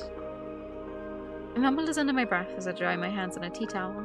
My voice echoes about the kitchen, which feels far too empty. Nobody replies, but I didn't expect him to. Niamh left more than 10 minutes ago. The only car parked up outside is mine. There's nobody else in the house, and there's nobody in the garden. I'm all alone. Oui. Interesting. Effect. I toss and turn at night in my old bed, set up in my new room. My mattress and my duvet. How do you actually pronounce that? I am not ashamed to admit that. Anytime I read the word, I forget how it's actually pronounced. I'm like, yeah, Duvet. Duvet. Okay, a duvet. Duvet! My mattress and my duvet and my sheets should be familiar, since I've spent several years sleeping on them already, but my new surroundings make me feel foreign. This bedroom is larger than my old one, just like every other room in this house. There's so much dead, empty space, all full up of seething shadows. The wooden armoire in the corner and the netty rug on the floor and my bookshelves piled high with paperbacks aren't enough to fill up my new room. These individual bits and pieces of my life, accrued over the years from cheap hardware stores, internet postings, and charity shops, feel unfixed and floaty. I feel floaty too, like a jellyfish, or maybe a piece of krill inside the mouth of a gigantic whale. Try though I might, I can't get settled. There's something subtly wrong about my new bedroom, something that wasn't immediately apparent when I looked around this house a few months ago with a smiling estate agent. You know, maybe there's something living in this house. Outside, beyond my curtained windows, I can hear the lowing of the breeze. It's the beginning of June, but shivers run down my spine regardless. I can feel every single lump in my mattress, lumps I'm sure didn't exist back when I lived in London. Why do I feel so on edge? I exhale, relinquishing a mouthful of stale air I must have been holding for half a minute. The goblin! The abused goblin in the attic. It doesn't make me feel better. I have no idea what's wrong with me, but I'd like to attribute it to the move. It was very stressful. I'm glad it's behind me now, but some vestigial unease must have remained, trapped beneath my skin like pockets of air. I roll over on my side, the mattress digs into me. At least, it feels like it does, and the sheets are scratchy against my arms.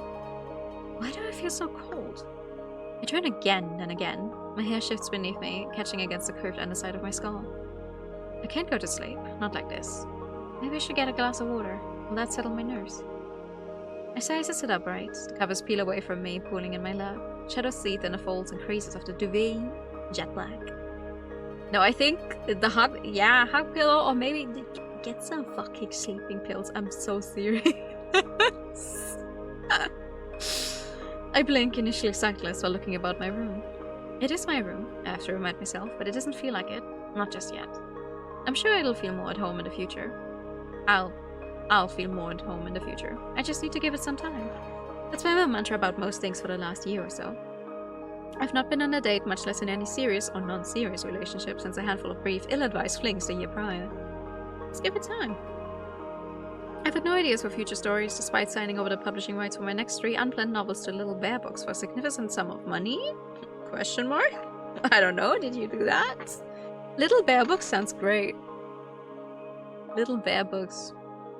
I'm not well versed on the English book market, because the first thing I have to think of when I hear Little Bear Books is like, you know, Penguin, Random House, just because both of those would feature animals. Maybe that doesn't have anything to do with each other whatsoever. Just give it time. Frances has been waiting patiently for half a year for me to hit upon the slightest hint of a creative idea while I do nothing but disappoint her.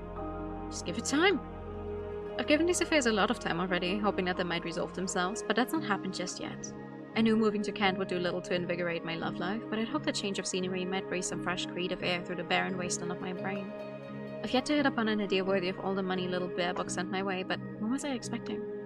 I've not spent a full 24 hours in my new house yet. I'm sure I'll be able to think of something. I've got to think of something. Otherwise... I run a hand through my hair and look to my bedside table. It's so dark in my new bedroom, it takes a few moments for everything to come into focus. When it does, however, I'm able to pick out the delicately hewn features of a girl in miniature on my bedside table. How bad are your eyes, by the way? Asking as a fellow glasses wearer, I would like to know. Because apparently they're good enough that she can make out the doll and the delicate features. Oh, but they're not good enough that she can go through life without them, huh? I'm interested. I need to know. The doll Liam gave me, watching me mutely in the dark. I know she's an unfeeling piece of porcelain, but her presence is still soothing. The doll might be obscured by the shadows, but it feels like she's holding the worst of them, whatever them might be, at bay. 20 centimeters away from her face. She just like me, for real. That's funny. When did I start thinking of this doll as a she?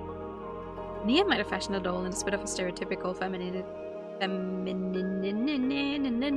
hyper-femininity. femininity. Oh my god. In fact, just look at her lovely clothes. But I know she doesn't really have a gender. She's only a dog. She is only a facsimile of humanity, but she still feels real to me. It must be something to do with her eyes. They're so clear and bright, even in the dark, just like the summer sky. I'm sure things will work out alright. You look out for me, won't you? The doll doesn't say anything, but having her here is reassuring. I smile, then stretch. Right.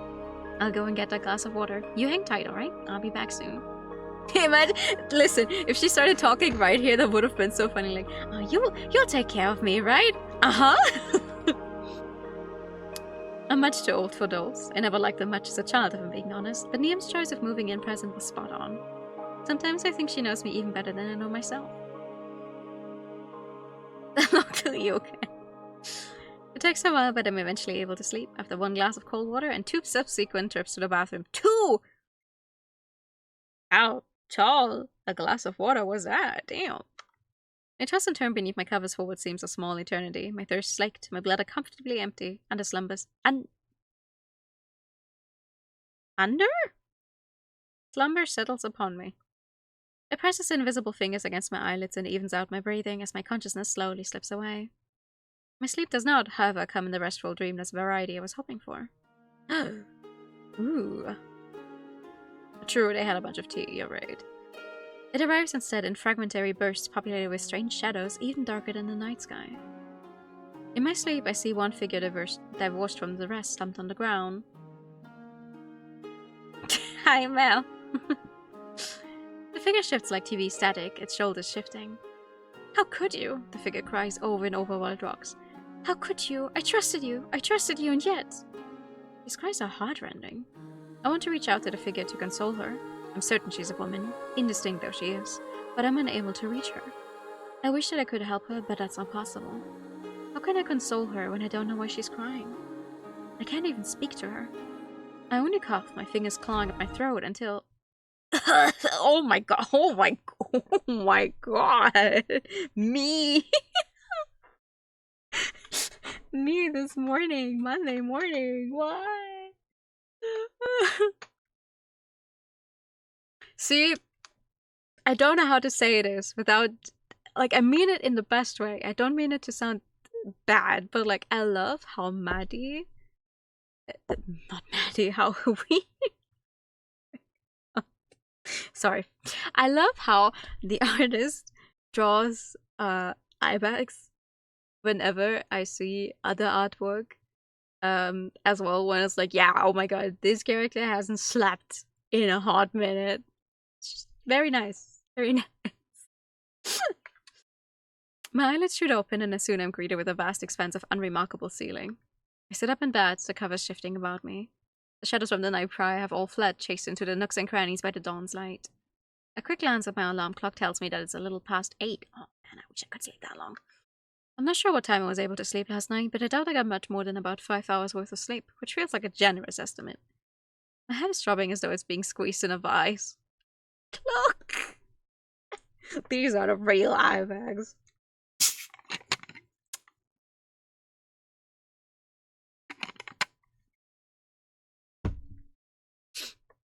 Thank you for the every time in the posture check. Oh, in the pet. My throat, meanwhile, feels as though it's being lovingly caressed by a strip of sandpaper. Oy, oy, oy. I cough miserably, my spade fingers pressed against the base of my throat. I'm not sure why I feel so rotten. It's not like I did all that much talking yesterday. I didn't receive a single solitary phone call from Francis, and I was alone for hours and hours after Neil cleared off. Maybe it's allergies.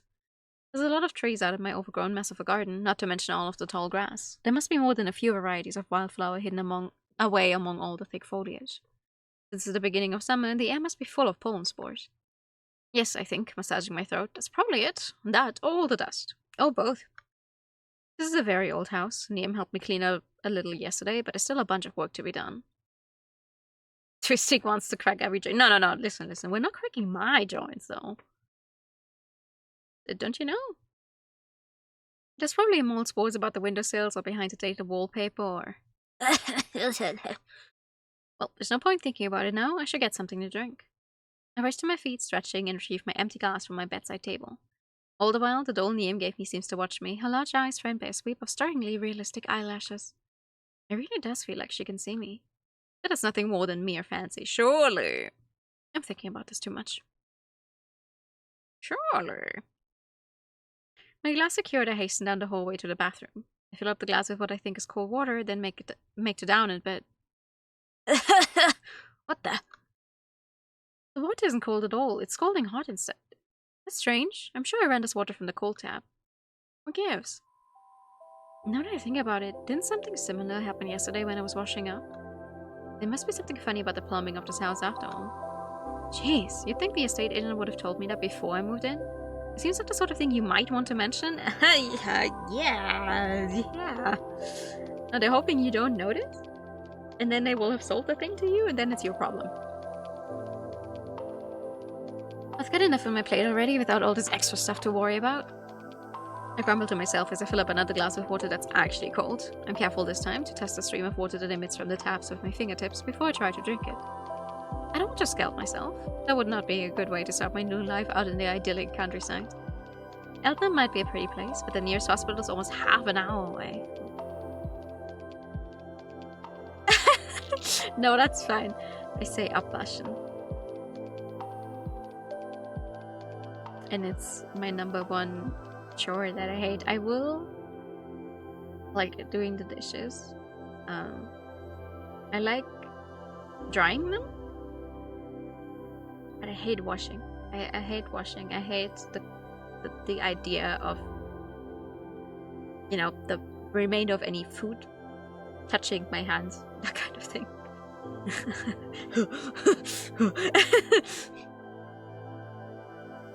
Fortunately, there are no further problems with the plumbing. The second glass of water is properly cool, and it goes down smoothly when I bring it to my lips. I down the contents of the glass in one, then set it to one side. My throat feels a lot better now. I stopped coughing, at least. But the tightness in my chest remains.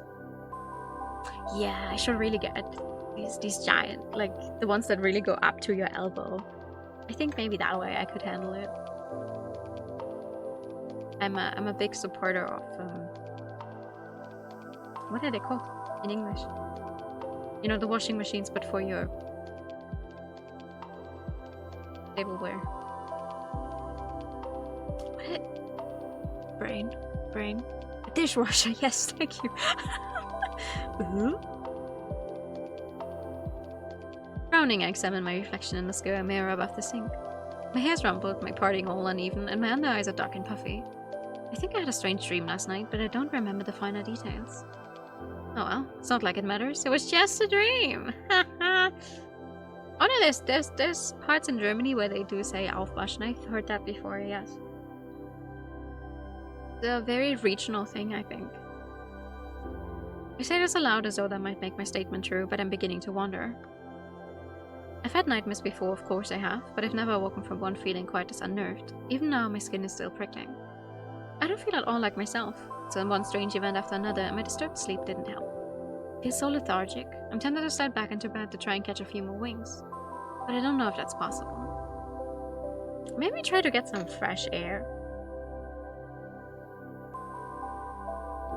You know, have some time pass by and then get an early rest. I mean, okay, hold on. Aufwaschen. Let's Google say, where would you use it?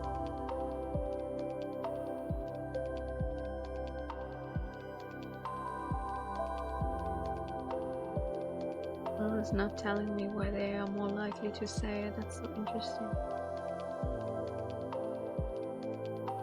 It is in the Duden though.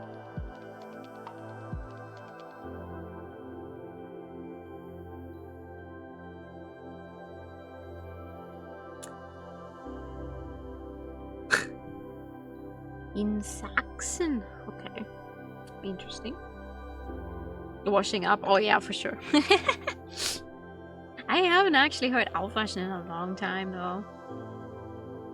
Since it's definitely like the version that's used less often. The glare of the summer sunlight slides in through the blinds, casting horizontal strips of light against the bathroom floor. Outside, meanwhile, I can hear the faint sound of birds twittering among themselves. A brand new day has well and truly begun. I have no time to spend curled up in bed. I'm a grown woman, not a cat, and I've got work to do. I mean, you gotta admit, cats know what they're doing, you know? Frances must have the patience of a saint, but I've tested her to the limits. Now I've moved into my new home, and I'm somewhat settled. I've got to try and think of some new ideas for my upcoming story. Become a cat! Thank you. Thank you. First, however, I think I'd like to take a look around my new place of residence. A brisk walk in the summer sunshine should help shake off my lethargy. See, that's what I'm saying. Then I'm sure I'll be able to sit down and write something. I certainly hope I can write something. Oh my god. I mean, it's not like the rest of my future hinges on this or anything. Yeah, right? I quickly speed through my morning routine in the hopes that this will whip my mind.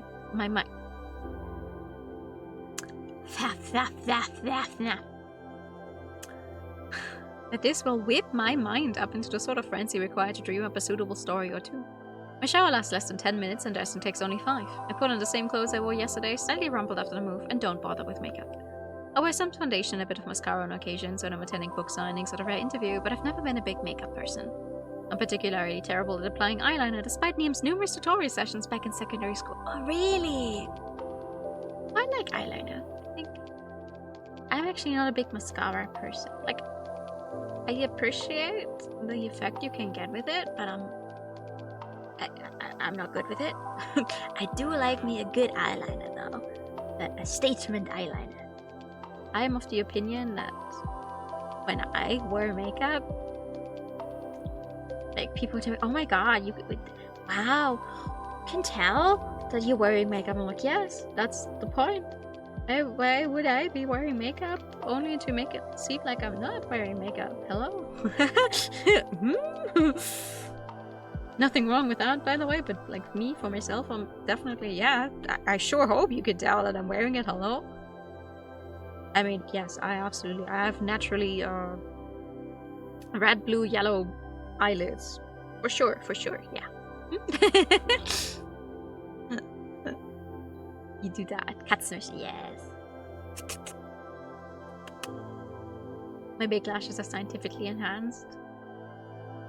No, these are natural. I don't need to enhance them now.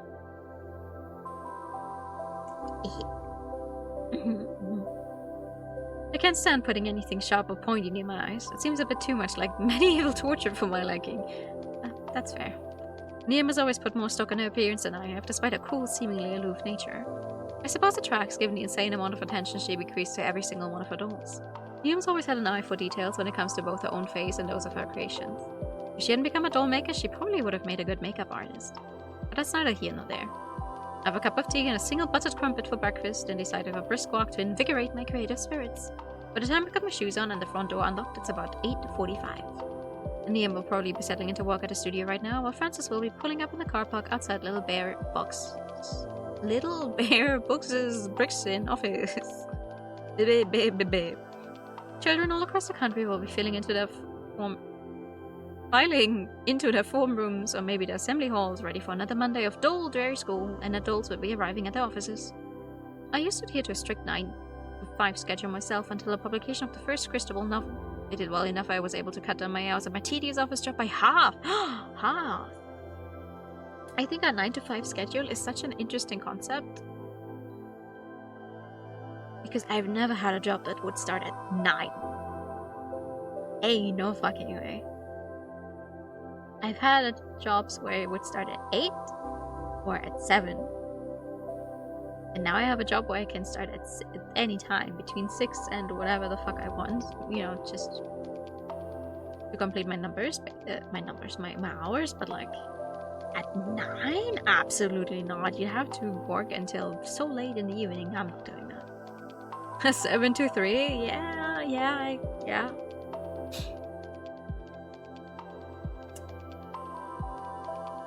The one I had when I worked when I started at 7 was from 7 to 4 because I had a full hour of lunch break, which is a long time. I'd rather get home earlier. I won't lie. Getting up at 5, I hate. No, I don't do that. The colleague I share the office with, the room with, starts at 6, and I'm like, I don't know how you can do that. Absolutely not. Eyelashes so long they function as a wipe of full glasses. Oh, I wish.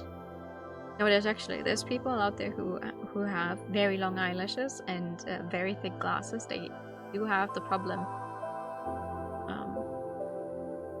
of you know, always touching the glasses, which is a horrible feeling.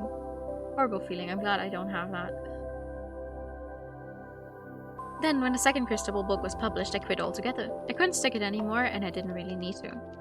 By that point, I had more than enough money coming in from my writing to pay my way. That seems like a long time ago, but it's only been a few years. I haven't been in an office excepting those of my doctor and my dentist since my PA days. It's crazy to think how much things have changed. Now, to further cement how different things are, I found myself in a tiny bucolic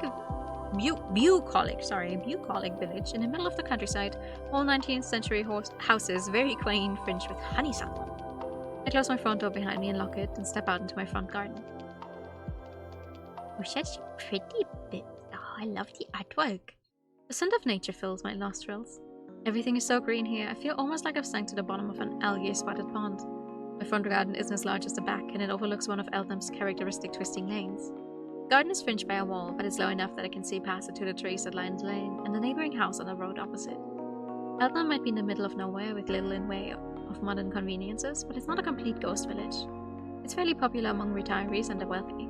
I'm not a retiree, at least I hope not. I might have hit a brick wall, creatively speaking, but I don't intend to stop writing just yet, so I must fall into the latter category. I stand at my doorstep for a while, content to let the world pass me by when... Oh! My roving eyes caught onto a flash of pleated plate superimposed against a pale red postbox on the opposite side of the street. There's a girl standing not so far away, of obvious school age, wearing what looks like a uniform. Ooh! The girl is clad in a plain white shirt buttoned up beneath her chin with a dark blue blazer on top. Her hair is long and blonde and cascades over her shoulders in no particular style. Her eyes are very dark, almost grey, and it feels like they're boring into me. I think she's staring at me at least, but maybe I'm mistaken. I glance behind me foolishly as though I might be concealing another person, but of course not. I'm standing on my doorstep by my front door and I'm all alone. I look back at the girl. She must have noticed that I've noticed her staring, but she doesn't drop her gaze. There's no doubt about it, she really is staring at me, without so much as a single shred of shame. Did I do something to upset her? Please don't tell me I've managed to make an enemy out of the locals already. Get off me, lawn! It's clear that the girl wants something from me, but I have no idea what that might be. She's not being very forthcoming with information here. I mean... You could say hello. Maybe I should break the ice. Here goes nothing. Excuse me? She's so small! Oh my god. What the hell? I approached the girl, pausing at the stone wall which divides my front garden from the rest of the street. Is something the matter? The girl observes me from beside the postbox, her gaze fixed, just like the doll that Niam gave me. There's a long pause, and then... That depends! That depends? My brow furrows. It's too early in the morning to try and tease meaning from such cryptic words. What are you talking about?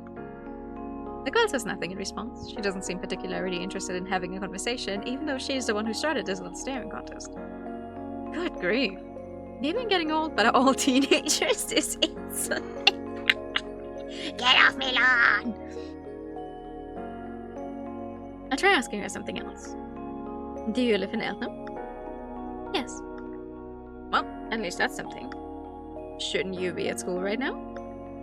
The girl nods. Why aren't you, if you don't mind me asking? I missed the bus! Oh, I see. That's a disappointingly mundane response, but I guess it makes sense. That, and I didn't want to go to school. most normal teenager in today's age. I also missed my bus this morning.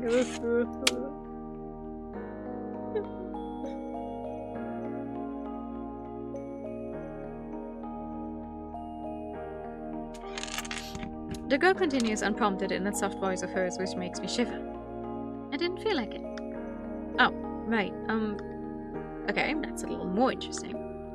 What do your parents think about that? Won't they be annoyed if they find out you skipped school? The arrow pointing at me. Yeah, true. You're right. It wouldn't be the first time. So they don't care? They probably would care if they knew, but they don't. They're both at work. Ah. Ignorance is bliss, as they say. Right, so, what are you doing outside my house? Is this your house? Yeah. The girl raises a pale eyebrow. Did you move in? So it's her turn to ask questions, is it? I see how it is. I guess I should reply in the affirmative. It's not like I've got anything to hide. Even if her gaze is so accusatory, I almost feel like I should apologize. Yes, I did. Recently? Yesterday, yeah. Oh. The girl places one hand beneath her chin, her expression pensive. This is the most I've seen her emote during the last 5 minutes. It comes as a bit of a relief, to be honest, that she's not completely unfeeling. I was beginning to worry. That makes sense. I come to this house often, but I've not seen you around here before. I knew somebody was moving in, but I didn't think it would be so soon. Maybe something happened in the house. How vexing. What? The arrow shows his nose absorbing the text as life force.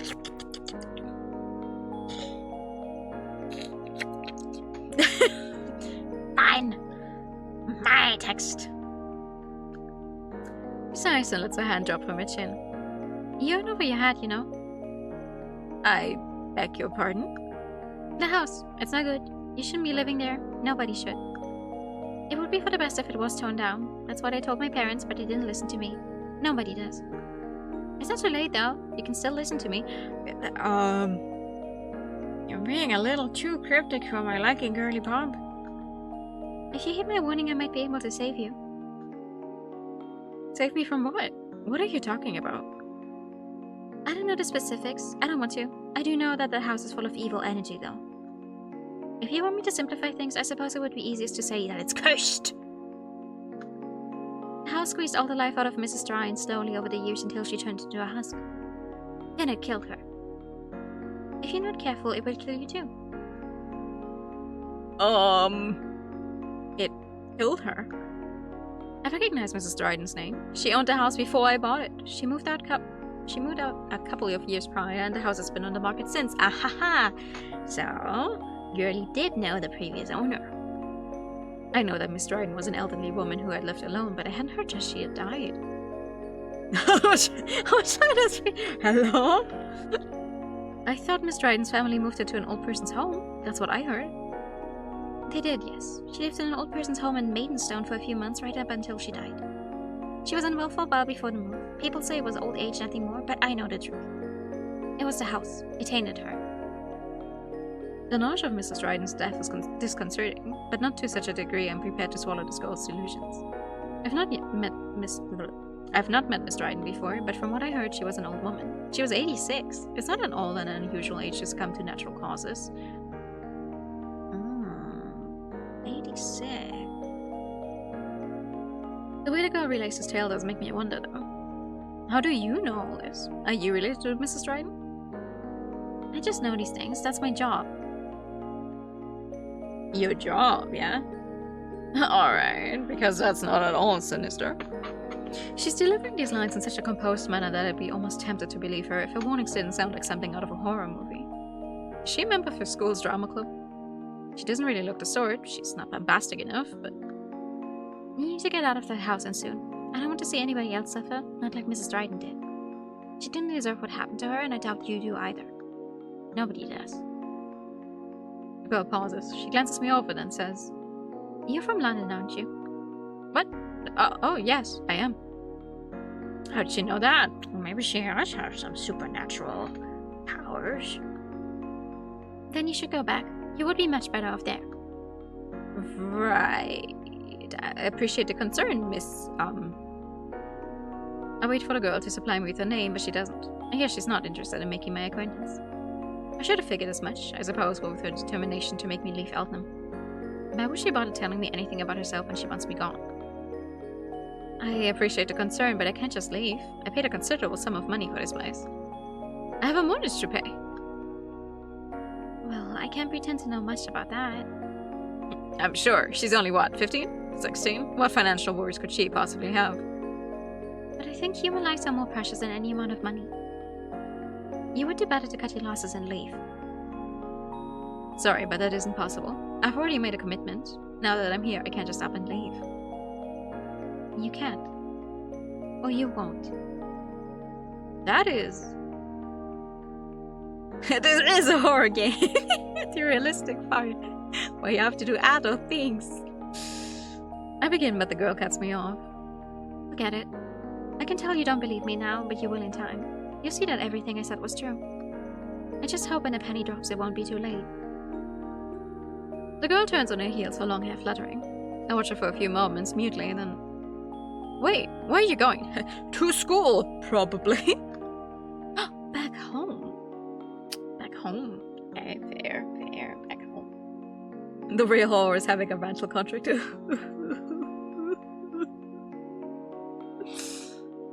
going to sleep. It's too early. It's past 9. Which is much too early, like I said. The sunlight hurts my eyes. So she's a vampire now. I like her. Well, she is pretty pale. My parents won't be happy when I come home from work, but it's fine. At least I have a home to return to. As for you, however... The girl glances at me from over her shoulder, her eyes half-lidded. I would never call this place a home. It's too twisted. You're not welcome here. The shadows will never accept you.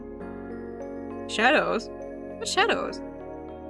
You find out for yourself soon enough, if you insist upon staying here, unless... The girl's eyes harden. Have you seen them already?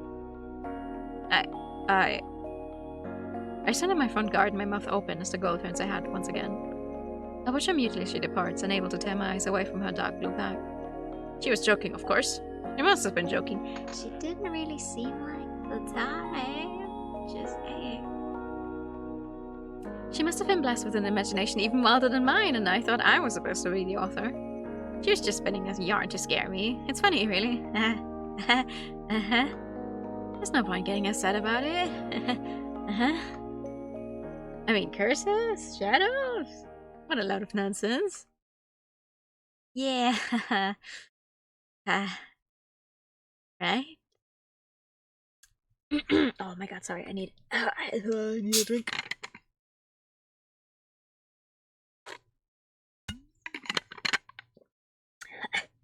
curses, shadows. I am the True self. And I haven't done that in a while. Oh my goodness. It's been a while since I've checked in on you, Paige. How are things? So, things are going alright, I suppose. Only alright, you suppose. I can't see Frances' face through my mobile phone, but I can imagine the wry smile playing about her lipsticky mouth. lipsticky. I've known my literary agent Frances since I submitted a rough draft of what would later be reshaped into the first Crystable story to Little Bear books 5 years ago. I'd submitted the script to dozens of publishing companies, but was met with flat rejections across the board. I don't know! It's orange! I've been beginning to lose hope in my humble fairy story until Frances saw its potential and invited me to her office so we could discuss matters face to face. Frances and I hit it off the moment we met, and she's been my staunchest, most steadfast ally since then. After Liam, of course. Yeah. Oh my goodness. I put too many bubbles in my water. Frances might be my agent, and sometimes she's a slave driver, but we have a friendly relationship. I've known her for so many years, I'd like to think of her as more than a mere work colleague or an acquaintance. She always remembers to send me a card on both Christmas and my birthday, and we meet up for lunch every few months to discuss my progress, or lack of, on my, supposedly, upcoming stories.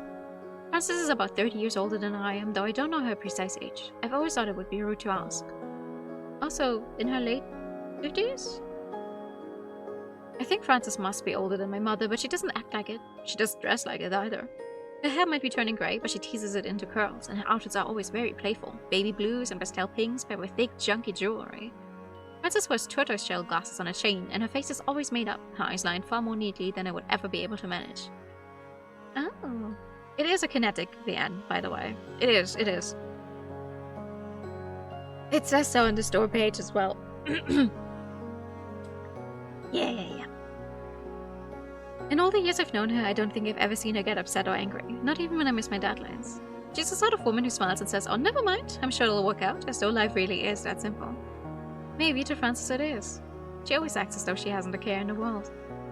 Her voice is comfortingly light and lilting when she next says, "Now what is that flower?" I wish I knew more about flowers, I won't lie. Because when it comes to stuff like this, I'm like, yeah, okay, those sure are flowers, yay. But I don't know. That doesn't sound very positive, Paige. Aren't you happy with your new home? Oh, well, you know how it is. I've been feeling a bit despondent about my move, actually, but talking to Frances makes me feel a bit better. It's been more exhausting than I thought it would be, and Eltham is very different from London. I think it will take a bit more getting used to, though it is lovely out there. So you're enjoying yourself? I suppose so. My enjoyment of Eltham has been hampered somewhat by the poor nights I've been having, not to mention the continued problems with the plumbing and the mysterious girls warning a Greek pariah. Oh, a week? Oh, okay. Did I miss the time? Okay. These are all minor grievances, however, in the grand scheme of things. I've not been set upon by any mysterious shadows in the middle of the night, not just yet, at least. My new home seems, by all metrics, to be perfectly normal. Showering has been a bit of a nightmare, though. The hot water's either scalding hot or freezing cold. Ugh. I haven't tried having a bath in the ancient tub just yet, but I'm afraid of how that might turn out. I don't want to be boiled alive. I need to call a plumber in at some point, but I haven't gotten around to it yet. It's still early days, but it makes a nice change of pace. The locals are all friendly, too. All? Really? Discounting that odd girl who I've not seen, thankfully, since that altercation last Monday. I'm glad to hear it. You've been living in Eltham, what, a week, is it? A week and a bit, yeah. It's been 9 days, to be perfectly precise. Well, I'm sure you'll settle in due course. Yeah, I'm sure I will. I've been worrying about this too, but Frances sounds so convinced I find myself believing her. Her judgment is generally sound. She was the one who rescued Christabel from the slush pile and gave it a brand new lease of life. Frances' tireless feedback helped me shape my first proper novel into something I can be proud of, and I think it was thanks to her that it became so popular. Frances has an eye for these things. She's very canny. So, Paige. I hear a rustle from the other end of the line. It sounds like Frances is rearranging some documents. Have you resumed work on your newest novel? I'm intrigued to see what ideas you've got brewing inside that head of yours. Yes, I thought we'd be getting around to this topic eventually. I'd like to give her some good news, but I'm sorry. I look dejectedly back at my laptop. It's open on a document rather than a random cat video, which is an improvement over the last 6 months, but I've not made much progress. I spent the morning jotting down random ideas for future stories, but now that I'm giving them a reread, nothing's really jumping out at me. All my musings seem horribly hackneyed? These story beats have been done to death thousands of times before, but writer's much more talented than me. A truant teenage vampire. And we do children's books though, right? My characters remain hollow husks, the worlds they inhabit irritatingly insipid. If I can't get excited about my ideas, how can anybody else? I've been giving the next novel some serious thought, but nothing's come together just yet. I think I need a bit more time. Ugh, I feel like a schoolgirl making up some slapdash excuse about missing homework to an authoritarian teacher. At this point, I might as well have fabbed Frances off by saying my dog ate my inspiration. I told Frances I'd start writing seriously last November, and now it's June.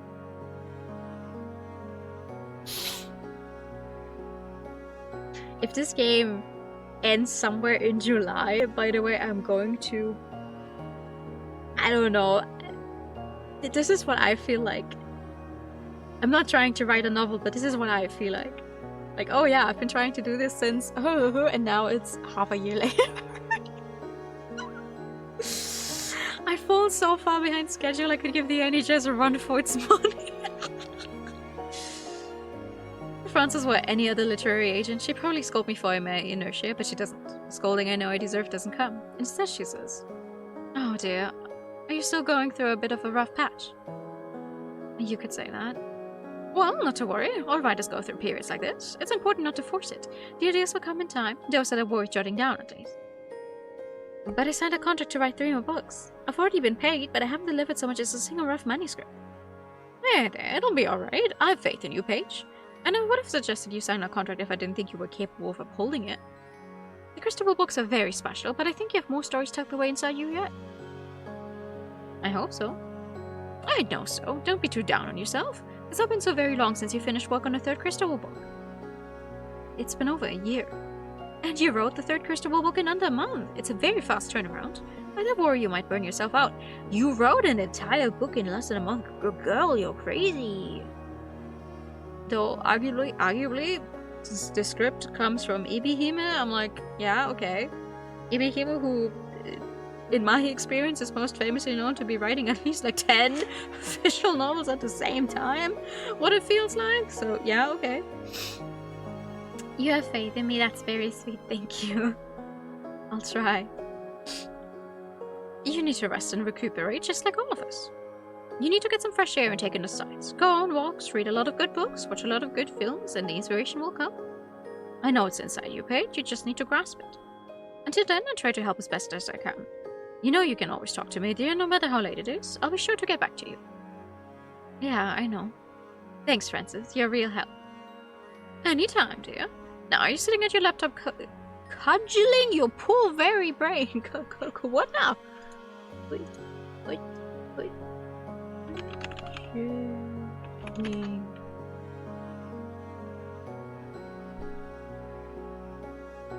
Cudgel.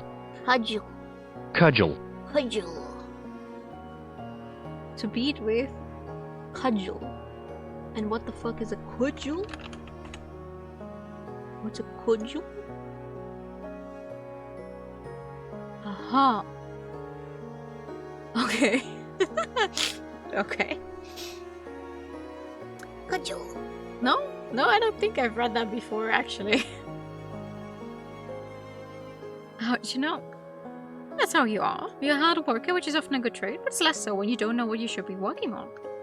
Ideas won't come to you staring at a screen. You really should try to get out a bit more. It might help. That's a good point. Maybe I'll try it. Please do. Take care of yourself, dear.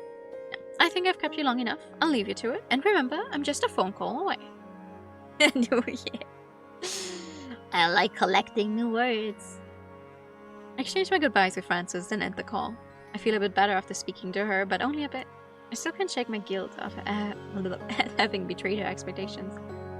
Frances has never once scolded me, not even during the painful gestation period between volumes 2 and 3 of Cristobal, when I began to rethink the direction of my story. I'm starting to think that I deserve it, though. It took a while for me to settle upon a suitable storyline for Cristobal's 3rd and final adventure, but those agonizing months have long since been eclipsed by my current period of inertia. When I have an idea in mind, writing always comes relatively easy to me. Getting the ideas in the first place, however, is a nightmare. More than once I've wondered whether I'm really suited to be a writer. Do I deserve to call myself that when I've not written anything I'm proud of in almost a year? I look at the document on screen sullenly, which is full of half-baked storylines and thinly sketched characters. Then, I slam the lid of my laptop down shut. Francis was right. I'm not going to get any work done sitting here staring at a screen. I'm wasting my time. I rise from my chair, stretching, and peer out the window into the garden, which looks more like a jungle. I still need to call a gardener in about it, just like I need to call a plumber about the hot water, but I haven't found the time. Well, you could try and call a plumber right now. That's one thing. One thing off of the endless list of things you want to do. Maybe I'm a fraud. Yeah. I've been too busy thinking and rethinking my career. I scan the garden desperately, as though ideas are concealed in the tall grass, just waiting to jump out at me, and then... Oh. A flick of movement by the base of one of the beech trees catches my eyes. What was it? An animal? It looked a bit too big to be a squirrel or a rabbit. It's one of the neighbors of a cat. Or you just pick up the phone and call another human being, okay? You don't need to call. You could also write an email. You could research plumbers in the area and their prices and ask for, like, hey, by the way, this is the problem I have. How much money do you think this would cost? Instead. I never said she had to call anyone. I stare into the foliage lit up by the butter yellow sunshine, but I can't detect anything unusual. Maybe my eyes are playing tricks on me. Yeah. Yeah, right. I slip off my glasses and pinch the bridge of my nose between my thumb and forefinger. My head hurts. I've been sitting at my laptop for 4 hours. Breakfast feels forever ago, and so does the tea I had with it. I should make something to eat. That'll help me get my thoughts in order. Then maybe I'll finally be able to think of something worth writing. I spend the rest of my day aimlessly, unable to concentrate on anything in particular. Though I go for a walk as per Francis' advice, my head is crammed with so many thoughts about my non-existent next story I can't properly appreciate my surroundings. When I return back to the house several hours later, I feel even more exhausted than I did when I was sitting at my writing desk. Well, I call it my writing desk, but it hasn't seen much use in that apartment for a long while. It seems a bit pretentious, actually having a desk dedicated to writing when I can barely muster a sentence without wanting to reach for the backspace button. The sun soon sinks beneath the horizon, bringing to a close yet another day spent doing nothing. A few rounds of League! Do not utter those horrendous words in my chat. How dare you? I know this is just another unproductive day of many, but it weighs on me all the same. When am I going to make some progress? I'm starting to worry that my creative well might be truly dry. What will I do if I'm never able to think of another story again? What will I say to Frances? The thought of disappointing her is even more painful than that of disappointing myself. I do that on a daily basis, but Frances's faith in me has never wavered. I want to let her down. I'd like to say that I'm doing my best to think of ideas, but am I really? I've been blocked for so long, I can tell whether I'm worn out or simply lazy. I shower, change to my pajamas, then brush my teeth. To my relief, the hot water plays nice tonight, and I don't run into any issues. The house was like, okay, you're already not in a good headspace right now. I'm gonna be nice, But only tonight. Then I sat beneath my covers, consigned to yet another sleepless night. It's not been particularly hot after sunset, but I found it hard to sleep all the same. The bags under my eyes are becoming alarming. It might be a good thing I'm not back in London, so I can't see Liam or Franz face to face. They probably worry about me, Frances in particular. Liam often pulls all-nighters in her atelier when she works on her dolls, but Frances is a firm believer in getting 8 hours sleep at the bare minimum. Which is smart and good and hard to actually adhere to, but it is a good idea to try. I know I feel better when I actually get 8 hours, though I haven't gotten those 8 hours regularly in a long time either. Last night I had 5.5 hours, apparently. But I don't really believe that. It didn't feel like it. according to my watch, I got that much sleep, but it doesn't feel like it.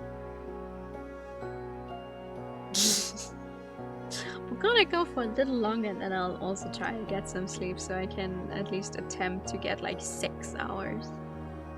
I have to get up at 6 again. So. Dang. 6 to 7. She fusses about my health a lot, more than my own mother does. I appreciate it, but it can be wearying. It's not, however, as wearying as a string of consecutive sleepless nights I've endured. I sigh to turn to look at the doll Liam gave me, who continues to stand, or sit rather, sentinel on my bedside table. Her purple eyes look back into mine, lined with long dark lashes. Her irises are so exquisitely detailed they seem to shine even in the shadows. I would call this a trick of the light, but there's no light to be had. My room is dark and still, and silent. I look at the doll. She seems to look back at me. Her eyes are very bright, and I swear I can see a degree of intelligence inside them. It's almost like she understands me. I haven't moved the doll since I set her down on my bedside table, but I think she's shifted a few inches. I don't remember setting her down at quite that angle.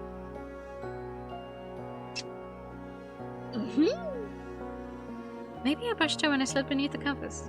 Yes, that must be it. She's only a doll, no matter how realistic she looks. There's absolutely no way she could move on her own. My imagination is getting the better of me, which has been a rarity as of late. Today was a write-off work-wise, but perhaps tomorrow will be better. I can only hope. That was me yesterday, actually. Yesterday. I spent the entire day just staring into the computer screen, trying to find something to do with my life, which ended up in me actually finishing two separate animes that I had started. I finally finished watching Kamina Bota, and also the second season of Link Click, which I had started a long time ago. But the unfortunate part was I didn't feel good about myself after, because I had a giant headache just from staring into the screen like this the entire day.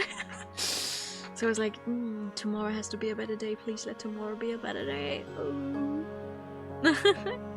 Here we are. Today is the tomorrow. So we're gonna make it. I can only hope.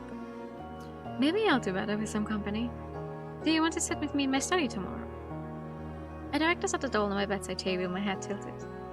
You're not dressed for the occasion, but maybe you can be my cheerleader. You might be able to give me some moral support. Goodness knows I need it. Princess is being very nice, but I need to think of some ideas, and soon. Otherwise I'll be in all sorts of trouble. Yes! I think the doll would enjoy being your cheerleader. It takes a long while for sleep to find me that night. I toss and turn under my covers for almost an hour before my anxious thoughts break apart like sea foam. I hope to slip into a deep, dreamless slumber, like sliding into a bath full of warm water, but I'm not so fortunate. Ah, it's this one again. My dreams are strange and sinister, populated with shifting shadows. I see trees in my dream, or at least I think I do, standing tall, clustered, close-knit, about the banks of a lake. The lake's surface is black as pitch, and it reflects no light. I stand beneath the shade of the trees, my fingers pressed against the whorls of rough bark while the breeze stirs my hair. Tall grass studded with wildflowers brush my ankles, while the trees seem to shudder around me. It's almost like they're afraid. Something happened. I glance over the lake, scanning its black, secretive waters. The surface of the lake is smooth and unbroken, uninterrupted. That's what I thought, at least, but soon my gaze snags upon something which shouldn't be there. There's something jutting out of the lake, something strange, seemingly inorganic. What could it be? I take a step closer to the pitch-black lake, hands clasped to my front. The wind blows even more strongly, disturbing my long hair and the hem of my dress. It's funny. I haven't worn my hair as long as that since I was a little girl. It stops short just beneath my shoulders. Anything more than that would be a hassle to manage. I don't wear dresses or skirts either. I prefer shorts in the summer and trousers in the winter. I've never been much of a girly girl. Nia is more conveniently feminine than I am. Heck, even Frances is more conventionally feminine than I am, what with all her pastel cardigans. I would never dress in a so long a skirt. It's cumbersome, no matter how attractively the patterned fabric might fold in a breeze. Not that any of this really matters. The object in the lake is more important. What could it be? I'm sure it's something important, but it's all blurry. I can't quite pick it out. The object is dark and shapeless, just like the lake that surrounds it. It must have distinguishing features, but my dream is obscuring them from me. The closer I get to the edge of the lake, the more my vision skews. It's cold. My skin is prickling with goose flesh. It feels important that I discover what the object bobbing dejectedly in the lake is. I simply have to know, or else. Or else what? Why does it matter so much? I don't know. I can't tell anymore. My lungs fill with fog. It slides down my throat, freezing me from the inside out. I choke, my fingers curling about the base of my neck, and then...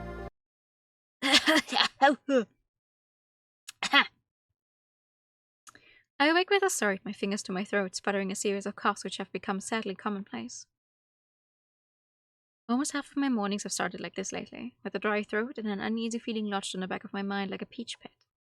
It's the overwhelming feeling that I dreamt about something important, but I can't remember any of the precise details.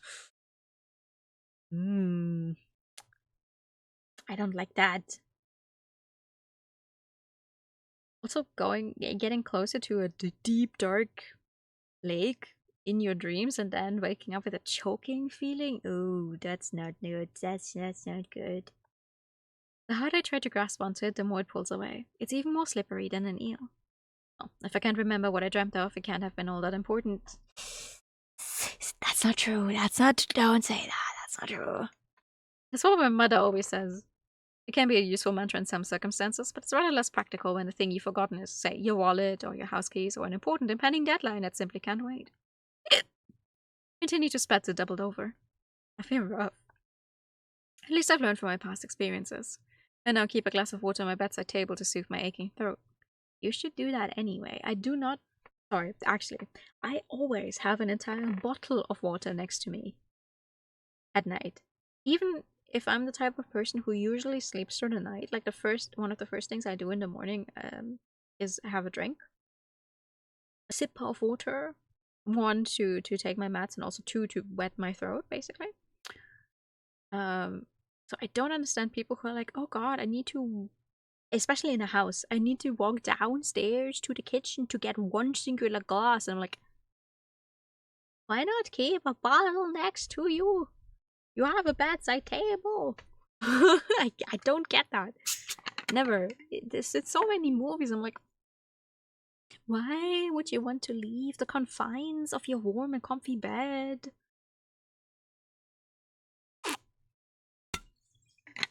See, that's why you don't take a glass, but you take an entire bottle you can close. Yeah. No risk of spiders dropping into them. You keep a fridge. Hell yeah. I wonder what's causing this reaction. I've never been this prone to coughing fits before, but it's been happening more and more regularly since I moved in here. I sit myself upright, still coughing miserably, and reach for my trusty glass of water. I lift to my lips and down the contents of the glass in one, which helps. It soothes the dryness of my throat, but it does little to lift the cloud of unease that remains. I dreamt of something important, I'm sure of it. It felt prophetic somehow, but...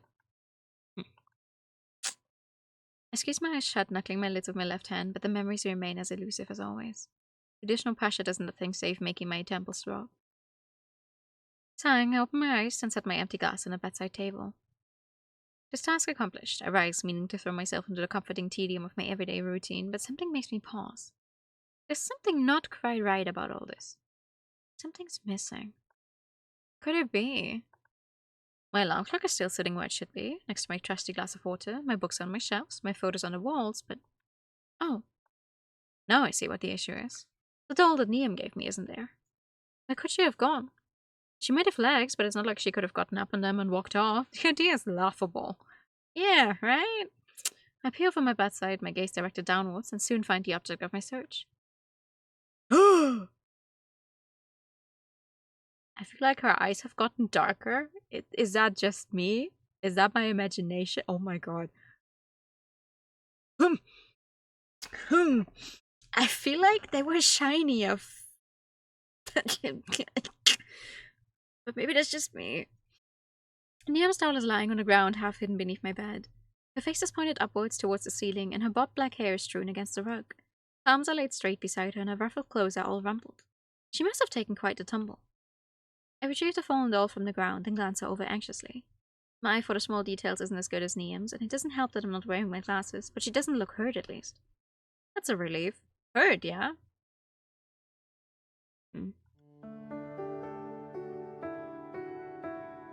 Yeah, she has more highlights in her base sprite than she had in that art just now.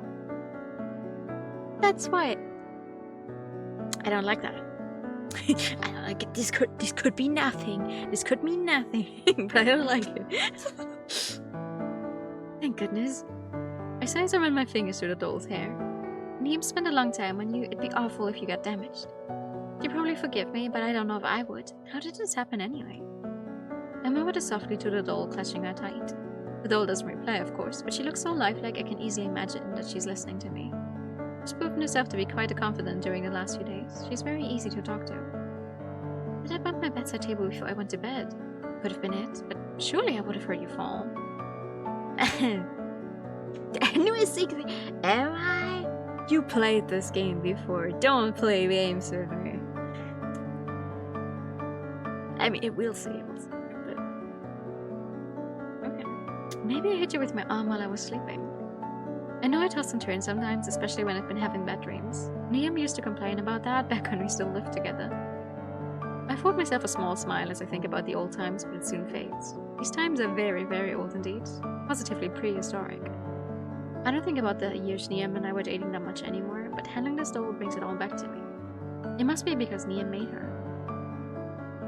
This doll is a part of Niam. They both have indigo eyes, and the doll even has Niam's dark hair. But Niam styled this doll after herself on purpose. She's supposed to be some sort of memento. I could call her up and ask, I suppose, but that would feel kind of awkward. Nia might be my dearest friend, but there are some things I can't discuss even with her. It's just a cursed ghastly glee making us lose our mind. The doll is just like, damn, this girl crazy. Well, whatever happened, I try not to do it again. I'm very sorry. I apologize to the doll, smiling wryly as I do so, then make to set her back on my bedside table. That was my plan, at least, but... You know what? You can come with me to the study today, after all. I could use the support, and I don't know if I can trust leaving you on your own. I don't want you getting into any more scrapes. You best behave yourself, do you hear me? Did you see that? I know the doll can hear me, but understanding seems to flicker in her irises regardless. I'm sure this is nothing more than fanciful thinking, coupled with the lack of sleep, but for a fraction of a second, it looks as though the doll really is smiling at me. The eyes sparkle. Did you not see that? Hold on. See, wait. I'm gonna play it again, okay? Shwing.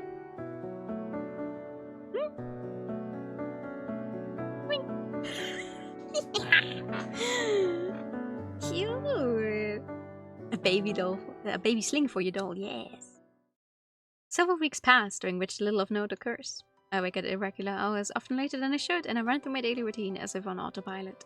I shower, dress, brush my teeth, then brew a cup of tea, and when that invariably isn't enough, I chase it down with a cup of coffee. You brush your teeth and then drink a cup of tea. Why not the other way around? Yeah, I'm not. Look at this doll. It's often midday by the time I slouch into my office, Niam's doll in town. I'd hoped working with Niam's doll watching over me might help me drum up the enthusiasm needed to finally set my fingers to my keyboard, but on the rare occasions I'm able to type out a few paragraphs or even, shock, gasp, a few pages, I invariably find myself disappointed with the results. Writing just doesn't come as easily as I did when I was working on the Crystal series. The words remain insipid, uninspired, and worst of all, uninteresting. Being hackneyed isn't the worst accusation one can levy at a writer. Even the greatest authors, or authors, if you want to be fancy about it, will fall back on cliches when it suits them. The writers have such a great wealth of literature to draw upon which spans centuries, it's impossible to avoid contrivances. Familiar story beats, settings, and characters can all work just fine if brought to life with enough skill. But I'm starting to question my abilities on a technical level. I feel no better than a novice. I run through dozens and dozens of new stories, sketching them out in the minutest detail, then discard them. When the sunlight finally fades, I'm left in no better position than I was upon waking. My laptop screens remain stubbornly dark. Dark? What? Blank. I think I do need to go to sleep. What the fuck? I'm starting to lose faith in my skills. It's been so long since I wrote anything I was invested in, I'm afraid I've lost my ability to breathe life into my characters. If I can't get excited about my stories, how can anybody else? It feels like I'm fighting a losing battle.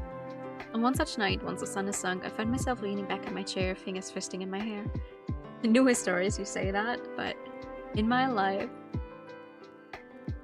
you know, aside from OC shenanigans that I have never put to paper, that are just in my brain, I have written one Haikyuu fanfiction, and in ye old days, I have written a somewhat self-insert Toho fanfiction in German. On the German version of fanfiction.net, basically. The unfortunate part is, well, I don't know if it's unfortunate, but like, I do not have that file anymore. And I also have no idea how I could ever find that again, so that story is lost to the depths of the internet. The process area, yes.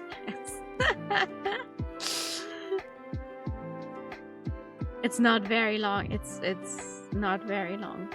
So even if you might one day stumble upon it, I don't think you'd be able to tell it was from me, but it's the one I actually put down. Or I actually uploaded when I was really big into Haikyuu. Which is funny because it took me until earlier this year to finally finish reading that. Those last 5 volumes, I never read those. I've made no progress at all. In fact, I've become so disillusioned during this creative dry spell, I feel like I'm making reverse progress. Through not writing, my abilities will continue to deteriorate. Will I even be able to write anything decent should I finally hit upon a worthwhile idea?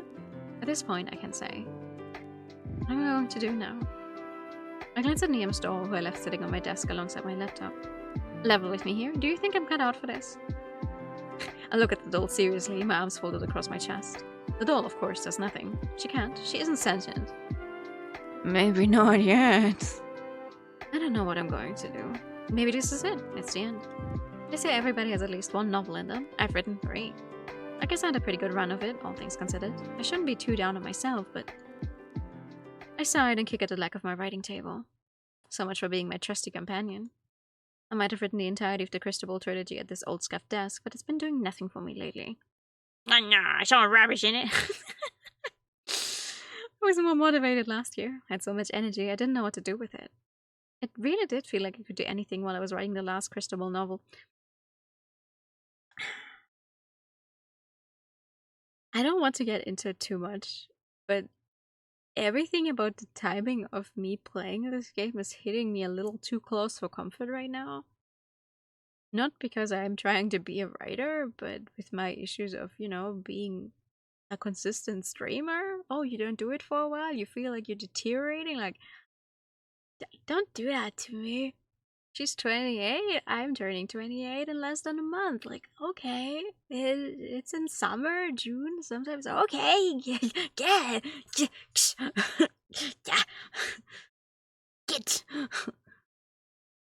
I really did feel like I could do anything while I was writing the last Cristobal novel. It's hard to believe all that passion could have gone just like that. But just as fireworks burned themselves out after the initial Big Bang, my motivation has fizzled into nothingness. I'm supposed to be a writer. That's my job. They say if you look me up online, Paige Crowley, writer. That's what it says. I quit my old job for this. I moved out to the countryside. I thought I needed a change of pace, but now I think I need a change of brain.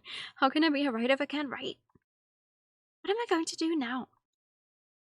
I feel so worked up. I half expect to feel tears beating in my eyes. I can write, but I can at least weep. Sometimes you do need a good cry, though. Listen, I think a good cry is very helpful to emotional regulation. Love it when a story is exactly relevant to your current life. Feels like getting sniped off. That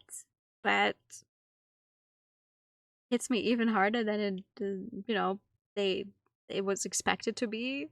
But also, on the other hand, it's like sometimes some stories just fall into your lap at the exact moment you need them. At this point, I think I might feel bad if I started sobbing, but damn it.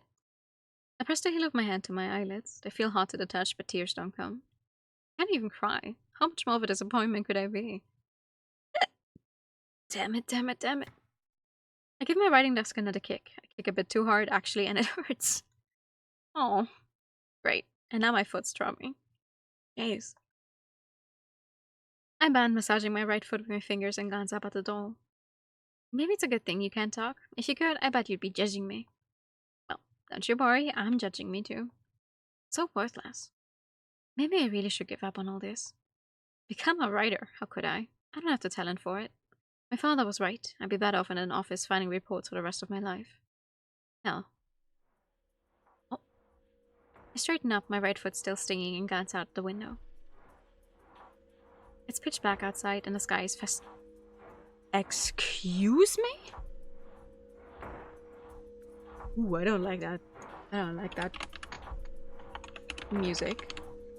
Festooned? Festoon. A carved, molded, or painted ornament representing a decorative chain or strip hanging between two.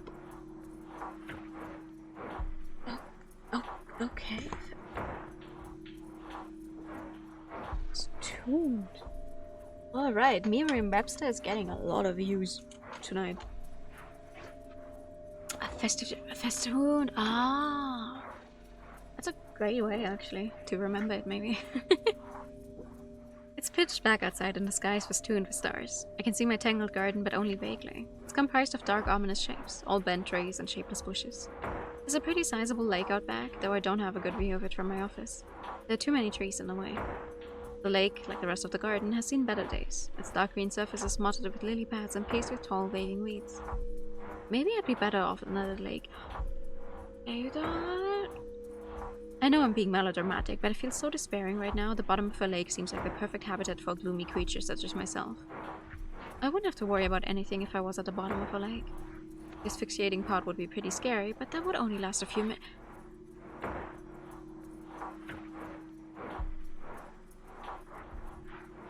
By the way, Ibihime has written another visual novel that's quite a few years old at this point, which is called Asphyxia. You should read that. I like that one. Been a few years since I played it, but that was good. What the fuck? Now the asphyxiating part would actually be horrible. I think the asphyxiating part is one of the worst parts of drowning, actually. It seems a small price to pay for endless unbroken relief. I don't like the changes in the color here. Hello? I'm almost tempted to get to my feet to leave my office, to glide through the hallway, down the stairs, into the back door and out to the garden when... No, you mustn't! Don't let them get inside your head! Huh? Oh! I jump. I'm sure I just heard a voice, but how could that be?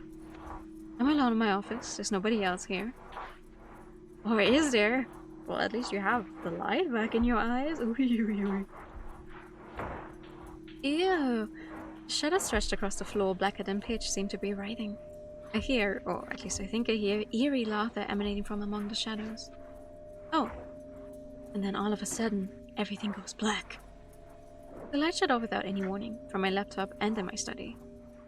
Could it be a power cut? This is all I need. I groan audibly, my fingers fisting in my hair. I'm not afraid, I tell myself as I look with sightless eyes about my office. Everything is so dark now, my own furniture has been rendered unfamiliar. I can barely see a foot in front of my face, and still I can hear the sound of eerie laughter.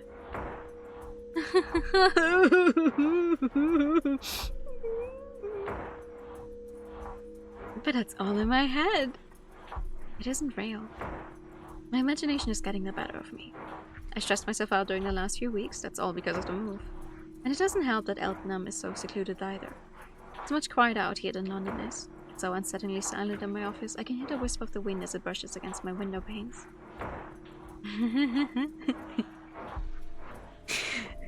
My Barakun.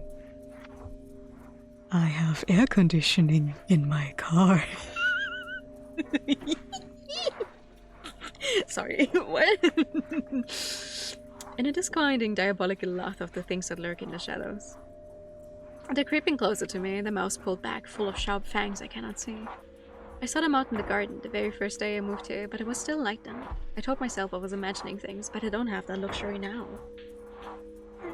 They're scary. These creatures, these monsters, aren't hallucinations. They're real. They're really real, and— Whoa! I didn't press that. They're real, really real. They're inside my house and now they're going to get me. Going to hurt me. I'll get drowning in the lake, I'm going to drown here in my office, and nobody will ever find me. I'll become a brief story in a newspaper, a number in a database, and then I'll vanish as though I never existed. Only my stories will survive me. I never write anything else now. I'll never get the chance. The laughter grows louder than ever. It's not just around me, but inside me. I can hear it echoing inside my head, repeated dozens, maybe hundreds of times.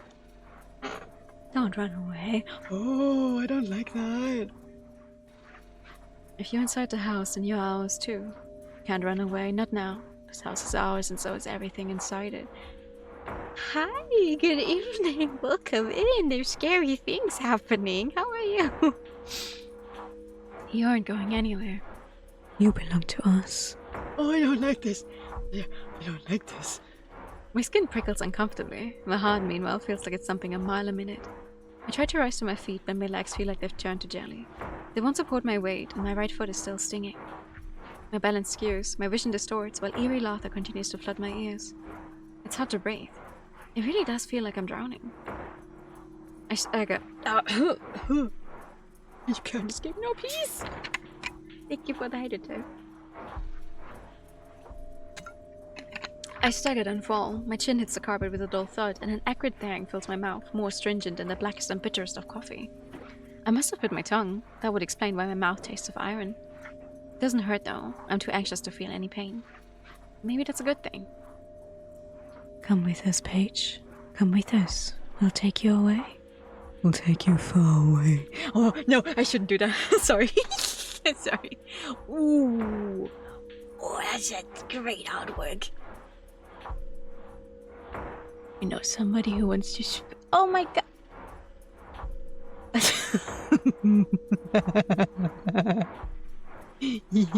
Hi, Raiders.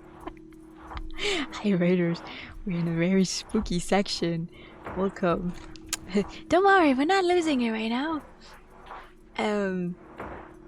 Did you play what? We're playing our home my keeper, and the shadows are not very nice to us. They're very, very spooky, creepy. I hope you're doing fine. I'm new. But I like the color pink version of us in Juice. We're currently playing Our Home My Keeper by Studio Elan. This is not a horror VN, and it does have horror elements, though, as you can clearly see right now.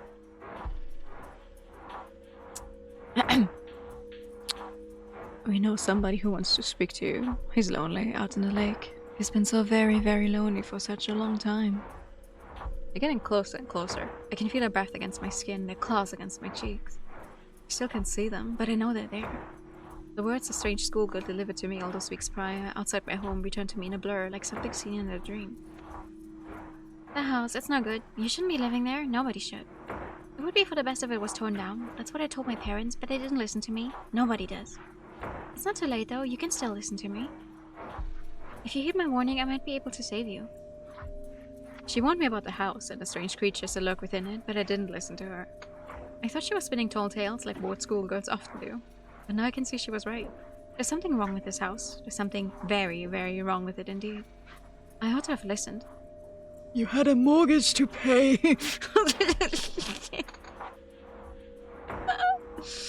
Why didn't I listen? Now it's too late. Hey, you leave Paige alone, you rotten monsters. What'd she ever do to you? Get away from her! Shoo! Shoo! If you don't, you'll be sorry. Her voice fills my study lighter than air. It sounds nothing like the eerie, ominous whispers which filled my ears, chilling my body with icy dread. Oh, I love the art. I'm not alone after all. Somebody has come to save me. I can see the creatures that lurk among the shadows, but I can feel their confusion. They begin to slink away, their voices slowly fading. Bit by bit, the warmth returns to my limbs until I can finally move once more. I'm more aware than ever before of the coppery tang that's infused in my saliva. My tongue hurts, so does my chin. I spit a mouthful of blood onto the carpet and lift my head. The lights flicker into life around me with a low electric hum. I can see again! Oh, thank you for the haircut. Yes, we're matching now. Also, sorry, I hope you had a good stream. It's just you came in just when all the spooky stuff happened. I was like, I can't go all, oh yeah, that was your stream now. Yeah, now we're matching. I can feel again. I felt like I was wading through a living nightmare, but normality has finally been restored. I don't know, unsettling kinship with Paige. She'd just like me for real. Oh, absolutely no. Thank you so much for coming by. Get some rest. Get some food. I'm also not gonna go for much longer. I think. I also have to get some rest. The mundane life I've always known returns in full force as though it never left me. Strange happenings which occurred during the last 5 minutes have ceased so suddenly it feels like nothing untoward ever happened. I was like, hey, hold on, I didn't see that released. DOVA-SYNDROME. It's a puzzle game that came out last week on the 14th. It looks nice. I've had it on my wish list since it was announced. I think I saw it in a wholesome diary, right?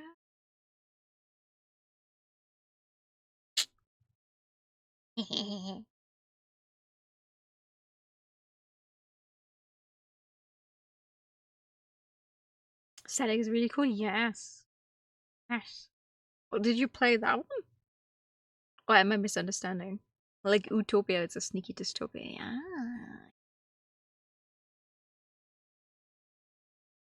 I shall get it at some point, maybe when it's a little cheaper. Ah, okay. Demos. Oh, you were said you SOH. You tell people once, you're like, oh my god, I wish I could try playing this game, but it doesn't have a demo. Oh, okay, here's the full game, huh? The eternal backlog. I can barely remember the fear I felt as those monsters descended upon me. I'm starting to wonder whether those monsters ever descended upon me at all. It doesn't feel real. I'm almost tempted to write all this off as a feverish dream, whipped up after yet another long night spent unable to write anything. Are you alright, Paige? And help me up if I could, but that might be a bit of a challenge for me. You don't have a concussion, do you? Can you tell me how many fingers I'm holding up? What? What? Of today's... Ooh! Listen, as long as you don't reach my levels of backlog, you're good. I blinked, my brow furrowed. I thought the night's craziness had finally come to an end, but that was wishful thinking. Something very, very strange indeed is occurring. Niam's doll isn't sitting where I left her by my laptop. Instead, she's standing. Yes, standing, of her own volition, on the edge of my desk, her violet eyes peering down at me.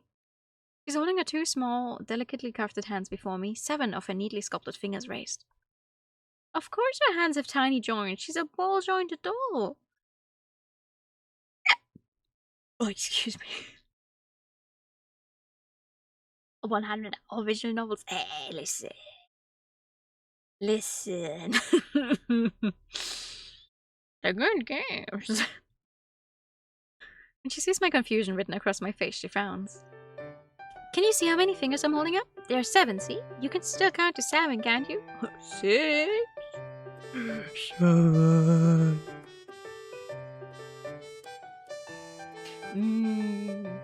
Okay, but like, from how they talked about the dolls earlier, definitely, of course, if it is high quality, they would not be like the normal solid hands.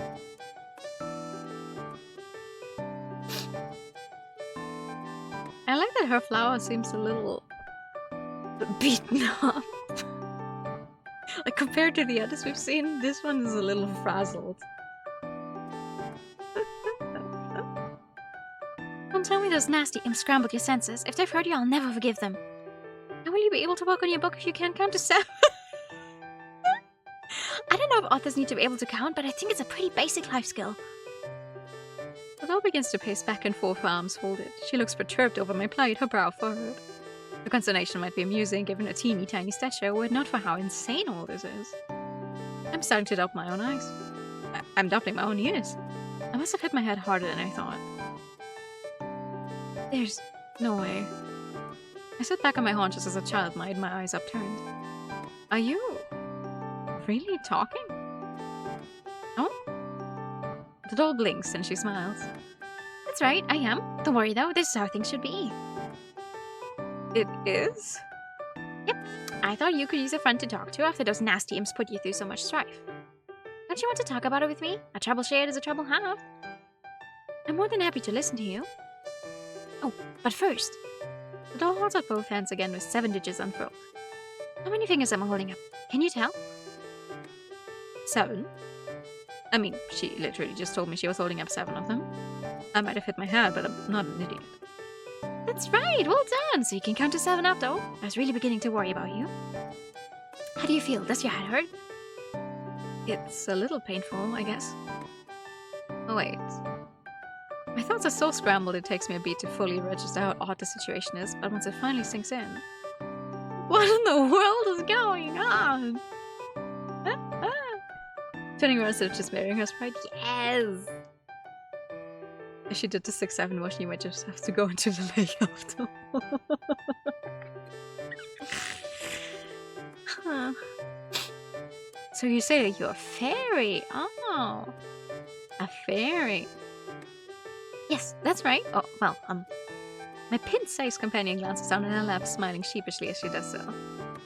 Brownie is probably the more accurate descriptor, but fairy fairy works just fine too. If that's easier for you to remember, that's how you should refer to me. I wouldn't want to confuse you. That's very kind of you, but I think the boat might have sailed on that front already. Yes, good point. The fairy, well, Brownie, giggles coyly like a child who's just been caught jumping into a muddy puddle. She's sitting on the edge of my bedside table, her stockinged feet swishing back and forth. The tiny feet are clad in black shoes, exquisitely crafted with silver buckles and just the slightest hint of a heel. They're very elegant shoes. I don't know all that much about fashion, but I think the sort with straps like that are called Mary Janes. I don't know, I haven't seen Mrs. Doll in full body yet. That I could have looked at the shoes properly. We have seen her. We have seen her shoes, but I didn't pay proper attention. If Niam were here to ask her, I'm sure she'd know all about it, seeing as she's the one who made it. There's a lot I don't know that Niam does. Would she know, however, that one of her own creations has gained a life of its own and is now capable of sitting and walking and speaking? I think this revelation would floor even Niam. It's been about half an hour since my fairy friend first started to speak up. I've recovered from the worst of the shock since then. My heart isn't beating a mile a minute at least, but in lieu of my panic, a worrying numbness has begun to spread through me. I'm not sure what I'm supposed to feel about all this, or what I'm supposed to do. What's the standard protocol for discovering something you thought was an inanimate object can speak? Checking oneself into a mental institution, most likely. I still haven't discounted the entirely probable hypothesis that I've gone insane. If I'm crazy, however, I feel remarkably cognizant, but maybe that's what all crazy people think. I've never considered myself to be particularly crazy before. I don't think it runs in the family. My grandmother on my mother's side has Alzheimer's, but I'm much too young to develop that, surely. You have a higher likelihood of getting it, though, if it runs in the family. In any case, I don't think Alzheimer's manifests as seeing porcelain dolls spring to life. Now I'm tempted to pull out my phone and run a quick search for a list of potential symptoms, but... I'm sorry for alarming you, Paige. It wasn't my intention. I wouldn't have reached out to you if I hadn't thought it imperative, but I couldn't remain silent, not given the circumstances. It was the only way I could think of protecting you. Protecting me? From what? The shadows. From the imps, of course. Yes, of course. Why didn't I think of that?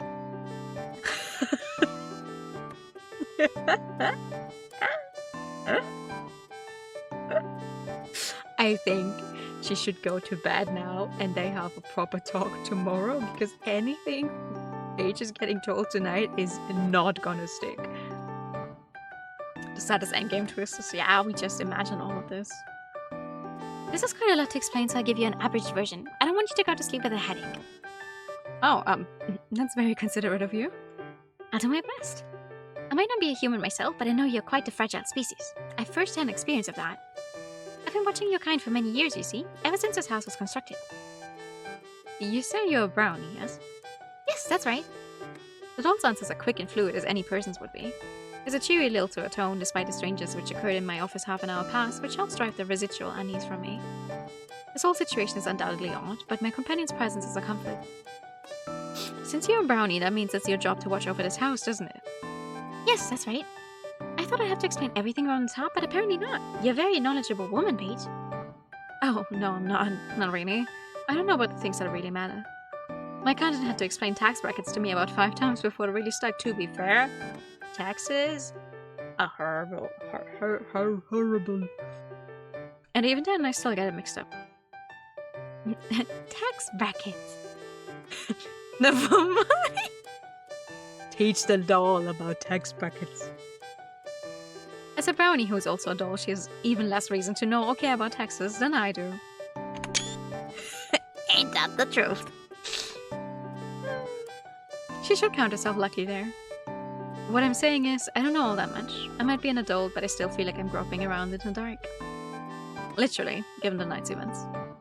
I do know a bit about fairies, though. I write children's books, so I've done research. I didn't think brownies really existed, though. I thought it was all nonsense made up to placate small children. Ouch! It's a bit painful having you reduce my whole existence to nonsense right in front of my face. But, oh, at this point I'm used to it. You humans live side by side with the fairy world, but few of you can see us. Not when we're in our original forms. There were a few more humans at the site centuries ago, before all this... How do you say it again? Industrialization? Or is it digitization now? I've been watching you humans for years, and the progress you make is simply astounding. The world has changed so much in the last decade, and it keeps on changing. It's enough to make my head spin. I I can't keep on top of it all. Oh, she's so cute. Ah. Grabs her. We fairies are pretty stagnant, but you humans keep forging on ahead. If you're not careful, you leave us behind altogether. In fact, that's exactly what's been happening for over a century. But now isn't the time for a history lesson. I said I'd try to be brief and I meant it, though it's been a while since I was able to speak to any of you humans. This is all very exciting for me, so please forgive me if I go off on tangents. The fairy giggles again, her laughter lilting. It's a reassuring, cozy sort of laughter that seems to drive the shadows away. So, to answer what you said before, you would be right in your assumption that I watch over this house. As a brownie, that's my job, I suppose you could call it. Not that I get paid for my efforts, not monetarily at least. We fairies don't really have a concept of money. Our economy isn't the same as yours. Yeah, that's also why you don't have taxes. We get paid in goodwill from humans such as yourselves, which helps us maintain our powers. Most humans are unaware that we exist, but you should still be able to feel our influence in your daily lives. The fairies help humans, and humans help us in turn by bequeathing us with happy thoughts and feelings to chow down on? It's not like we literally eat your happiness, but we need it to sustain ourselves. Ah, I see. So it's like a symbiotic relationship. That's exactly right. The doll nods eagerly. There are many different fairies out there, but as a brownie, it's my job to look after people's houses. I've been tied to this house since its construction all the way back in 1784. It's impressive, huh? Definitely. I can't even imagine living that long. I'm impressed you know the exact date this place was built. Well, you know, this house is my livelihood. My magical energy is tied up in the foundations of this building. It's imbued in the bricks and the glass and the mortar. The inside of the house has gone through some changes over the centuries, but the outside has remained more or less the same. It's still the same house I remember, and it's every bit as precious to me as it always was. I changed with the house. The doll rests a hand on her chest above her heart. And if this house were to disappear, so would I. Well, I mean, yeah. Oh no. Oh. Our fates are irrevocably intertwined. The house is me and I'm the house. If it is happy, I'm happy. And if not, it's my job to put things right. Observe the doll, her pale fingers still pressed to her chest with a furrowed brow. I'm sure what she's saying is all very important, but it's late at night and I'm tired and my mind is beginning to wander. A good thing we didn't tear the house down because our neighbor told us to. To be fair, we just paid a good amount of money to get the house. It's so funny you would mention Ancient Magus Bride. I've started the anime like 3 separate times, and for some reason I'm still not getting anywhere with it, which makes me so mad.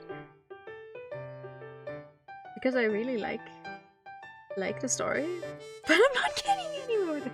Anyway. Does this doll have a heart beating away inside the hollow cavity of her chest or not? She certainly talked like she does, but the precise nature of her inner workings are a mystery to me. Humans can't survive without their internal organs. You don't need to be a doctor to know that much. Fairies, however, must work on a very different system to humans.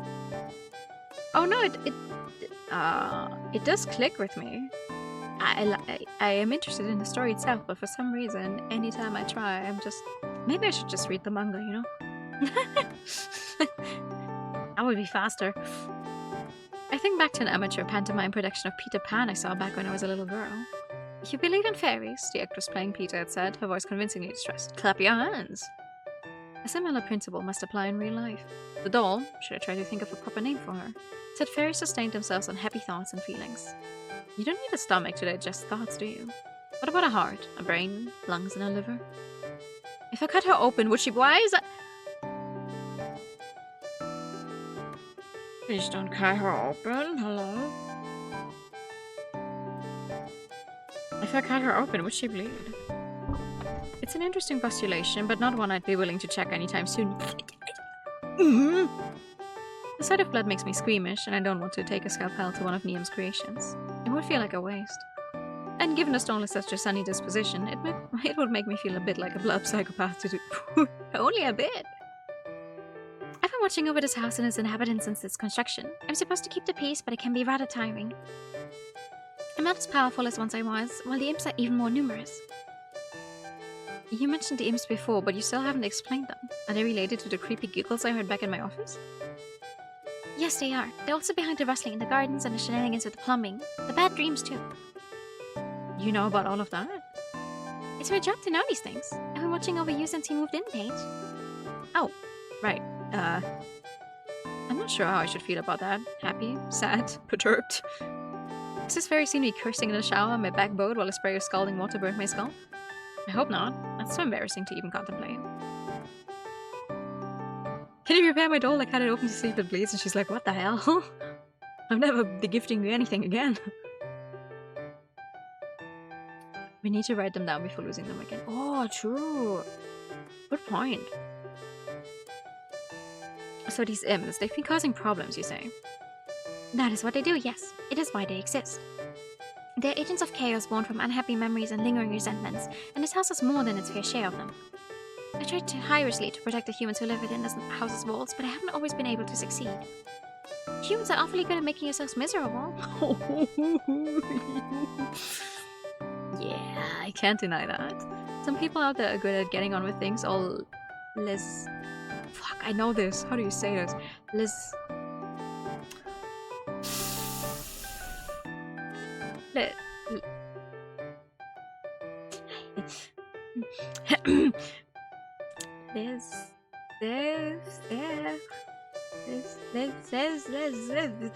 But there are others who overthink every little thing.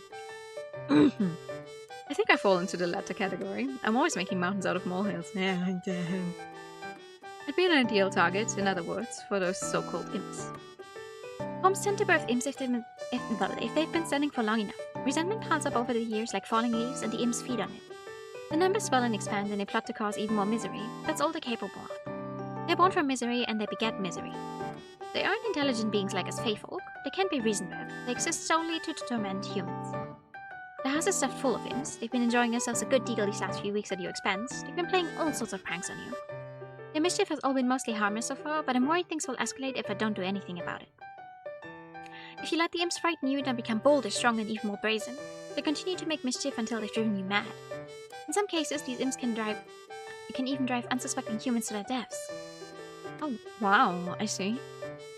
Forget fairies and brownies, this is all very horror movie-esque. Substitute the word imps for demons or ghosts, and we'd have a classic haunted house story in our hands. This is all starting to sound pretty serious. It is serious, but don't worry, I'm here for you now. You're not alone. You never have been. Not so long as you've been living here. Intently, my new companion smiles at me. I've always been here inside this house. I was here when you were given a tour of these rooms last year, and I was here when your friend was helping you unpack all your belongings. I've been looking out for you from day one, but you weren't able to see me, much to speak to me until now. This vessel is awfully convenient, I must say. It's so detailed, not to mention incredibly lifelike.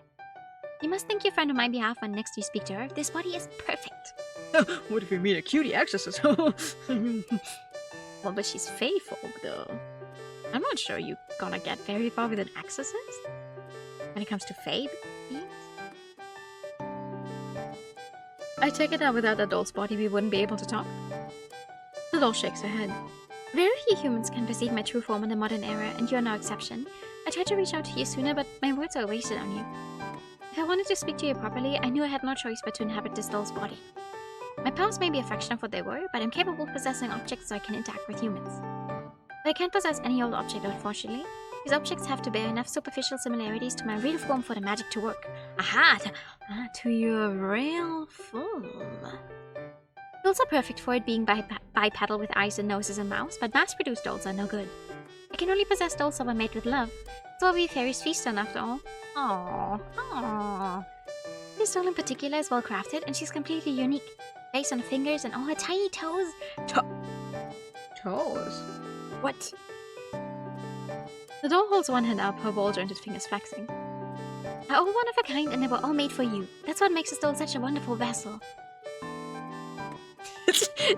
No, I'm just surprised. What do you mean? Do you think the toes are the same as the fingers? That's crazy. It took a while for me to possess this doll properly, and a whole bunch of trial and error since I've not done this in ages. Now I'm all settled though, I should be able to possess this doll for a good long while. I'm not going to go anywhere, so don't worry. I'll keep you company, and I'll be sure to protect you from the imps, I promise. This is quite a proclamation coming from a being which isn't even a foot tall, but I appreciate the sentiment regardless. Her determination is adorable. Look at her little sparkly eyes. So good. I'm not sure how I feel about unwittingly buying a house steeped in human misery, but having a fairy companion makes it a little easier to digest. There's still a chance, of course, that this is all a detailed hallucination brought about by a lack of sleep and an overabundance of work-related stress, but I'd like to take the doll's words at face value. I want to believe that fairies exist, and I'd love to live side by side with a secret magical realm. Who wouldn't? Alright then, I'll hold you to that. Please take good care of me, Miss Do you have a name? I do, but it's nothing you could pronounce. Not with your human tongue. You wouldn't be able to make the right sounds. Are you sure about that? I could always give it a try, Jen. No, it's fine. I wouldn't want to put you out. If you want to call me something, you should pick out a name of your own. Any name will do. I'll answer to it. Are you sure about that? I'm sure. I don't mind at all. This is more for your benefit than mine, so you ought to choose something you can remember. That's awfully easygoing. Aren't you afraid I'll choose something silly like, Oh, I don't know, Sparky? do you want to call me Sparky? Not really, no. That's the name of Niam's dog. I'm not sure why it was the first name that popped into my head, but there you go. Don't call me Sparky then. Call me whatever you like. What a phone call!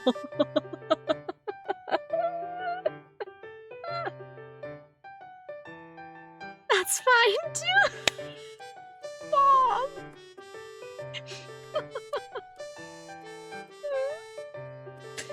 Or Trevor. If you'd like. Maxwell. Ooh, that sounds pretty cool. That's the name of a character from the Crucible trilogy. He was a villain, and quite a wicked one too. I say, Can name you after him. I need to think of something more suitable. let's see. She says she's fine with any old name, but as an author, I'd never forgive myself if I called it something unsuitable. I take great pains over my character names. The essential parts of their beings, which encapsulate their personality, sometimes pretty, some other times punny, often prophetic, but always appropriate. You're an author. For real. Naming my characters is a lengthy, painful process akin to pulling teeth, which can take days or even weeks. Naming another living, breathing life form, meanwhile, feels like an even greater burden. What will I do if I lump my fairy friend with a totally unfitting moniker? I'd never be able to address her without cringing at my own lack of creativity.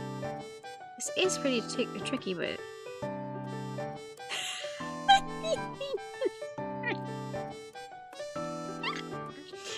Have you decided yet?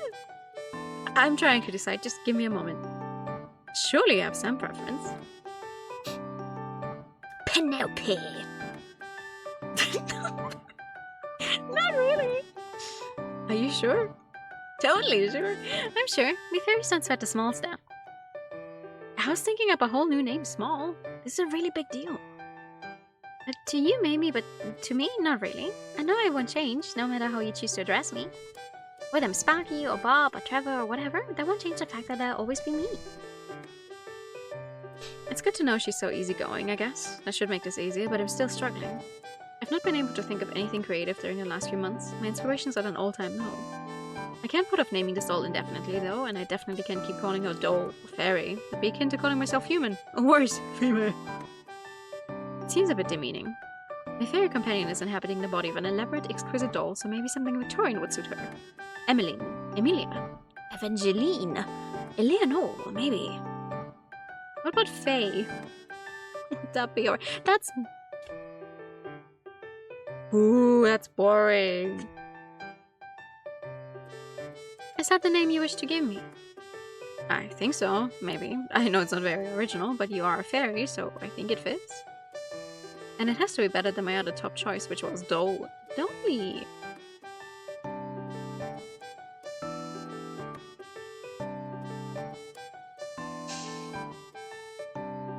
Okay. There it is then. If that's what you want to call me, that's what I'll be known as. Once again, it is lovely to make your acquaintance properly, Paige. Let's be friends. Oh, yes, it's very nice to make your acquaintance too, Faye. The feeling is mutual. That's so... I'm not too happy with the name I picked for my companion, but at least it's better than Sparky, and it's certainly more appropriate than Maxwell. But it's boring! Oh, you're a fairy! Ah, come on. If I had a little more time, I'm sure I could have thought of an even better, more unique name to bequeath my fairy friend, but this will have to do for now. It's the best I can come up with. Jeez, for a writer, my creative sensibilities really do leave a lot to be desired. sleep that night when it comes is full of even more strange, shadowy dreams. Meanwhile, a viewer coffin. No. I just Faye is a nice name. It just feels a little cheap for a fairy. Yeah, let's see what the dream is tonight, and then we'll stop there, I think. Dark shapes undulate in the furthest recesses of my mind, all humming and flickering. They murmur among themselves, their voices low and droning, all ominous. What are they saying? I try to pick out individual words among the syllable soup, but nothing sticks. A dull ache begins to throb in my temple, pulsating like a second heartbeat. The shadowy figures are staring at me from a distance, judging me. They think I'm a menace, a nuisance, a danger to myself and to others. They don't think I can look after myself anymore, not on my own. They want me to leave. They want to take this house away from me, take him away from me. But I can't let them do that. I'll die if I have to go. It makes me miserable, yes. The memories are cold and hard like stones buried beneath the winter snow. But that is only what I deserve. I brought this upon myself. What happened was my fault. I need to stay in this house. Eden and I are entwined. If I leave, I'll fall apart. It's all that supports me. The house is inside me and I am the house. I can't leave it. I won't let them make me leave it. They want to take away my memories. They want to take away my suffering and my repentance and my one hope of salvation.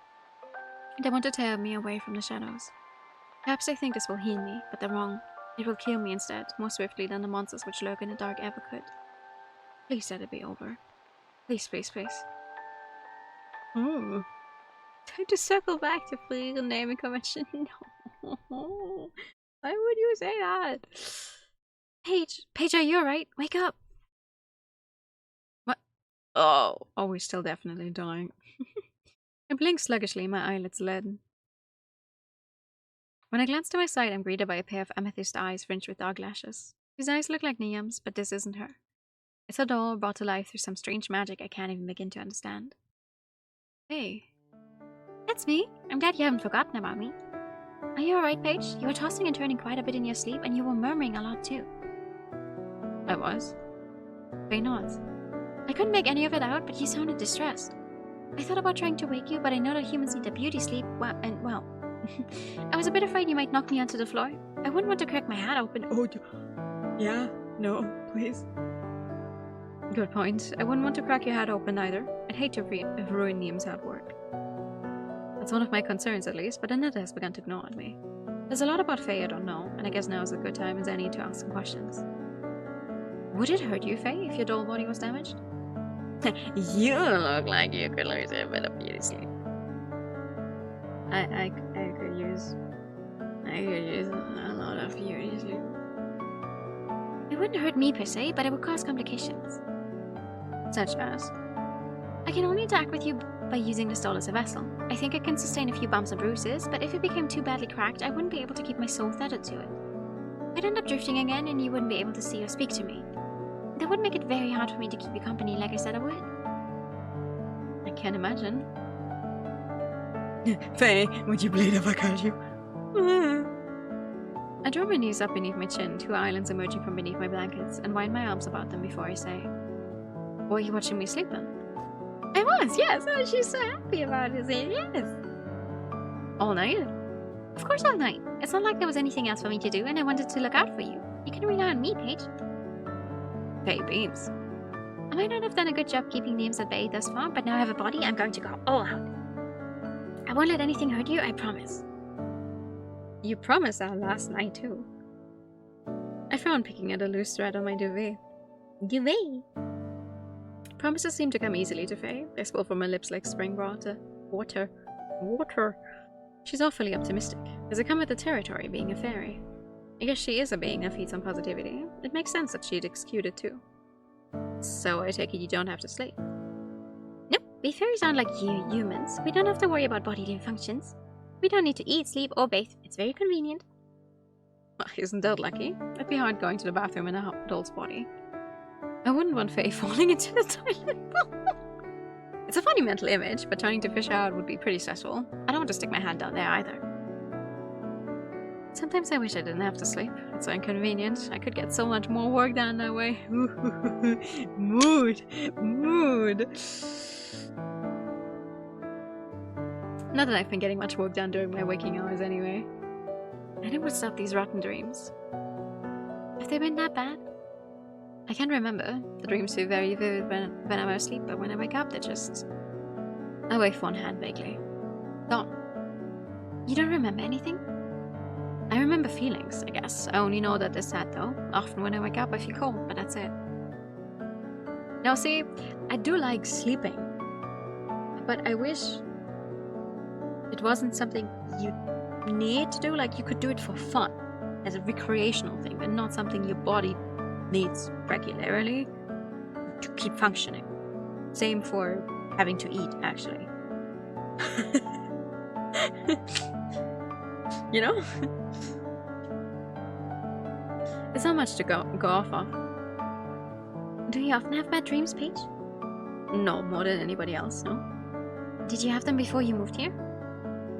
Sometimes I dreamt about my teeth falling out or about missing deadlines, but they weren't very vivid. I might be a writer, but I don't dream all that much. I didn't used to anyway. So it's a recent occurrence. Faye frowns. Well, that's not so very surprising. I did suspect that your bad dreams were linked to this house.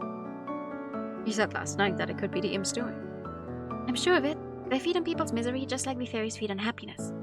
I can protect you while you're awake, but there's little I can do when you're sleeping other than stay by your side. But I'm afraid that isn't enough. I can chase the bad dreams away on my own. This house is too full of negativity. My powers aren't at all what they used to be. I'm sorry, Paige.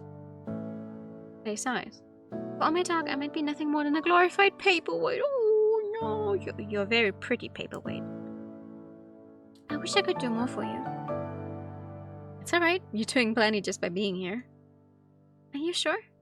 It's been pretty lonely here without you, but you've cheered the place up a good deal. It was nice having somebody to wake up with, even if that somebody was watching me sleep for the last 6 hours. That's a little strange, I guess. Would you prefer if I didn't watch you while you slept? Maybe you could read a book or something. That's got to be more interesting. I find watching you plenty interesting. But I'll consider your suggestion in the future. It might give us something to talk about at the very least, other than these wicked imps. They aren't the cheeriest topic, are they? Not at all. I find them perfectly repugnant. Repugnant. That makes 2 of us then. I start raising my arms above my head and ponder. I can't remember the contents of my dreams, but if the imps are showing them to me, I have to wonder whether they're linked to this house. But the anxiety I feel in my dreams related to the people who lived here before me. Once again, I recall what the mysterious girl told me the day after I moved in, standing with her hands crossed by the bright red postbox. She told me that the previous owner of this house, the elderly Mrs. Dryden, was tormented by the shadows which lurked the house's halls. I can't remember her precise words, but I believe she said the house turned her into a husk. I picture an old woman, hunchbacked, sitting in the old-fashioned living room, while eerie silhouettes with pointed teeth covered about her, snickering. Mrs. Dryden was all alone in this house for years and years. During these years, the shadows or the imps must have been eating away at her, consumed her. Hey, Faye. Yes, what is it? I was wondering, you said you lived in this house since it was constructed, right? That's right. Then you know everything about its past inhabitants? I know everything that's happened within these walls to a degree. A degree? I may be able to use magic, but I can't read minds. I can only deduce what people are thinking and feeling based on the words they say and the actions they take. But these don't always reflect what's inside people's hearts. You humans are very complicated creatures. I've lived among you for centuries, and I can even talk like you do, but you still manage to perplex me. You're rather intriguing. But you can be infuriating too. I'm sorry about that. I'll try to be direct when I speak with you at least. Can you tell me anything about this place's previous... Okay, you know what? I was hoping maybe we'd hit a good point, but I have no idea how much more there's going to be in this specific part, so I'm just gonna cut it before we find out more about the previous owner, maybe. Just in case. Hi, Peter. Good evening. I'm good. How are you?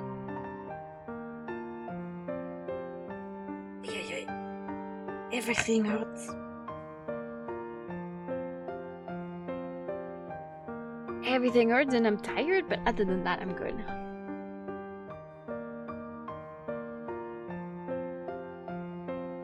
Are we gonna wear the... Well, that's That's a great question I don't have answers to. We'll just have to find out next time we continue playing more of this game. Ho ho ho. No work, so you're great. Hell yeah. Very nice. I think Fita actually has several weeks off, if I remember correctly. Not just one rare day off, but several weeks. More streams of this? Absolutely. Absolutely. 2 weeks earlier. Okay, that was nice. Proud of myself. Thank you for nice to know. Thank you for coming by. Oh, God forbid you take some time off.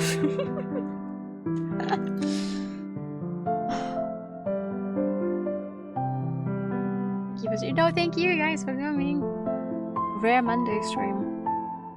I'm not gonna make any big thank you for the sub. Thank you.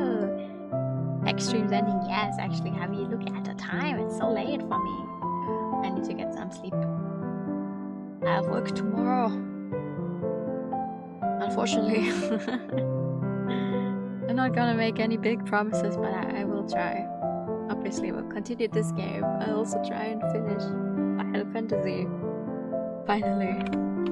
Finally finishing Final Fantasy. That's a lot of I'm gonna send you guys over to Bella, who is playing Final Fantasy. What is that? 10, I think. Go at your own pace. I am. Thank you. I am. But I want to increase my own pace. Because now that we've been here for 3 hours, I'm like, yes, actually, this is fun. Did you know? Do you remember? This is actually great. You love streaming. You should do it more often. So thank you for being here. Have a good evening. See you all soon. Good night. Bye-bye. Bye-bye.